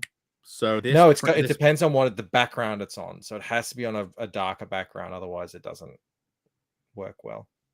And blues work well. And then cut to West End London, and then she combs into existence in the physicality. And the whole time you're in this sequence, you're thinking like, what is real, what is not. You're obviously very much you're obviously in the real world when she's here and fall asleep. Then it's like, does she time travel or is it a dream? I concluded it was like memory, like someone else's memory when I was reading it. Yeah. And then she like gets stuck in the memory after it's finished almost. And like now it's like she's hopefully coming back into the real world. Like it doesn't feel like this would still be a dream, but it was still up in the air a little bit. Even though she is teleported maybe, and like then is using the same force power. So like when I was reading it, there's still the question of, is she still in a dream now? Or is this real now? Because she's using these push powers, right? And she's appeared from nowhere and is floating. And it was concluded before, because of the flow of events, that whenever she did this stuff, it was like in the dream world. So it's like, because you're seeing these things being exhibited, it's like, is it still the dream world? And then she does this and drops. And then the last thing you see is like this guy with his hand on the window saying, Ella. There you go. And so as soon as you see this, because of the question mark, literally because of him saying Ella question, it makes me think this is the real world. She did just teleport from out of it, and some of the powers you would usually expect from the dream world also seem to be able to be pushed into the real world sometimes, and that this guy didn't orchestrate any of this. As in, so him doing this and saying Ella, it implicitly it tells me I can trust this character because he wasn't actually like in control of what she's going through either. And it's a very small thing, like that this way of portraying makes me feel like I can trust this guy. Because it was actually a question in my head because of the demon thing, as to whether he's trustable. And like because of the demon thing, I'm like going back and I'm like, it could be that this guy is infiltrating her dreams and shouldn't be. And even though she's been in hiding, they've found a way to get to her, and he could be like a complete fraud. And then it's, you know, that can also link back to the concern on her face when she kind of like talks about it, that like she could be concerned that maybe a demonic force is potentially trying to get to her in a place that you would usually expect it to be safe. But then like this panel makes me less suspicious of him. That's like the best 2 minutes I've ever sat through of hearing someone talk about the Lucent. Okay. Everything that you just said was brilliantly articulated, and I think a testament to the work that Joe and I did in walking the fine line that we did, because it didn't start off like this. When I started, it was, you know, it was a bit more, and that's why I need Joe to be able to help me with this stuff, because yeah, you know, everything that you just described is how I hope readers will interpret this whole situation. Yeah. I don't know if they're going to, but I hope, and you just nailed it, like right down the line. So very often when I'm reading things, I will do that with people's work, but they would have never intended it and they're not going to do anything with it. And then I get disappointed when they don't do anything with it. Because, you know what I mean? And like knowing that all the stuff that I kind of said was intentional gives me confidence as a reader that I am going to be satisfied. Well, I can tell you that in Paint to Death, everything you've just described is addressed. Like is cool. And I'm not saying I'm going to just answer it straight up, but you don't want that. You get some more clues and some stuff, and you get to see the stuff that you're thinking now that you're guessing act out in front of you. So brilliant. Yeah, I mean, that's like the best. I'm being genuine. That like everything you just described was like, oh, that's amazing. That's fantastic. Yes, all of this stuff is 100% intentional because we're leading. That's where we're going. And I didn't actually say all these things to you when we were talking about it before, did I? No, I don't think I did. That just happened just right then. That's the first I've ever heard you say that stuff. So that's great. Cool. And like there is this part of the scene where like there's this guy. So it's like she's using some kind of power to send out a message. Obviously, she's calling out to someone. So then you would assume that like as this person appears, it's obviously the person she's addressing, and looking away, and he's like looking behind, as in like, huh? Like what? Yeah. Like excuse me. Then disappears, and like when I'm reading this, because you don't know what this entity is, and because I was questioning what Damon is, in my head I'm like, is this someone you don't want the attention of, who you've now caught the attention of, and something is bad is going to happen to you now? And he disappears, and like he like almost like, I'm going now because you shouldn't be able to see me right now. But then like it also can be interpreted as like just a quick link, like someone just hears you. Like it doesn't have to be menace. The question is whether it's menacing or not. But then like obviously when you see him later, you figure out that like that was potentially him, and when he's here in the cafe, that was him. So then my brain as a creator is like, maybe it would have been good to have shown him holding a coffee mug and like turning around from a from a coffee, wavy, watery coffee mug. Yeah. But then I'm also like, but that would have removed the question of whether this is a positive or negative noticing. And yeah, so it was completely unneeded, and it probably would have been toony. So that's the kind of like restraint. And then, you know, obviously the observation of as all this is happening to her, this particular shot, the water effects end up kind of like reflecting the physicality of this shot too. So but yeah, I don't know if I have anything else to say. That was great. That was amazing. Thank you for doing that. That's all right. Thank you for buying it. Thank you for reading it. Thank you for putting so much time and effort and consideration into a book that does all of this and aims to do more of it in the future. Because you don't just get stuff like this from reality. Someone has to actually make it, and they have to imagine it, and they have to like put the time and effort into considering it properly. So thank you for creating it, because without you, it wouldn't exist. And I'm hoping that it's going to get even better and better as time goes on. If this is the first thing where the tendrils begin, and if all of the first tendrils were nicely arranged, it will be very interesting to see how it all comes to fruition and develops across the course of several books. That's the plan. That's the hope. I'll do my best. I will Cool. absolutely do my best.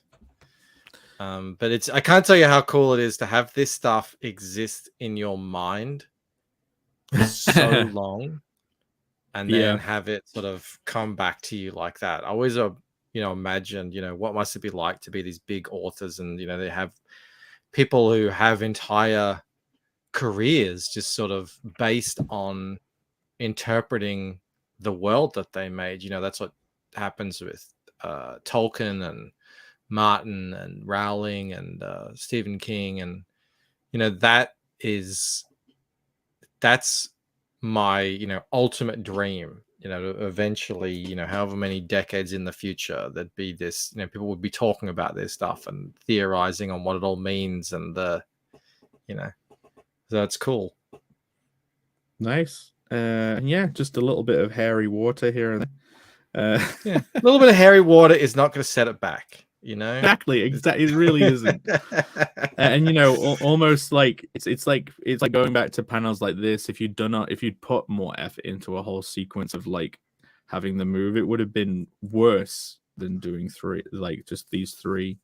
But yeah, like thanks for hanging out. Like thank you for having me. Are you going to end the stream? I'm going to have to go, but I'm going to wrap up the stream now. Actually, yeah. Okay, cool. Put it on but that's great. Thanks. That turned into a big stream. I'm going to remove that. That turned into a great stream. It wasn't a draw stream. It ended up becoming what, ADHD and then Lucent hangout. But it's an interesting one. Brilliant. I wonder if this ends up happening with Narwhal and Earthbound. Who knows? But yeah, thank you for hanging out, the wonderful audience. Thanks, Shane, for sending so many people over here by annoying the shit out of everybody. And hopefully I'll see you guys in another stream. Let me play the good old outro. See you guys.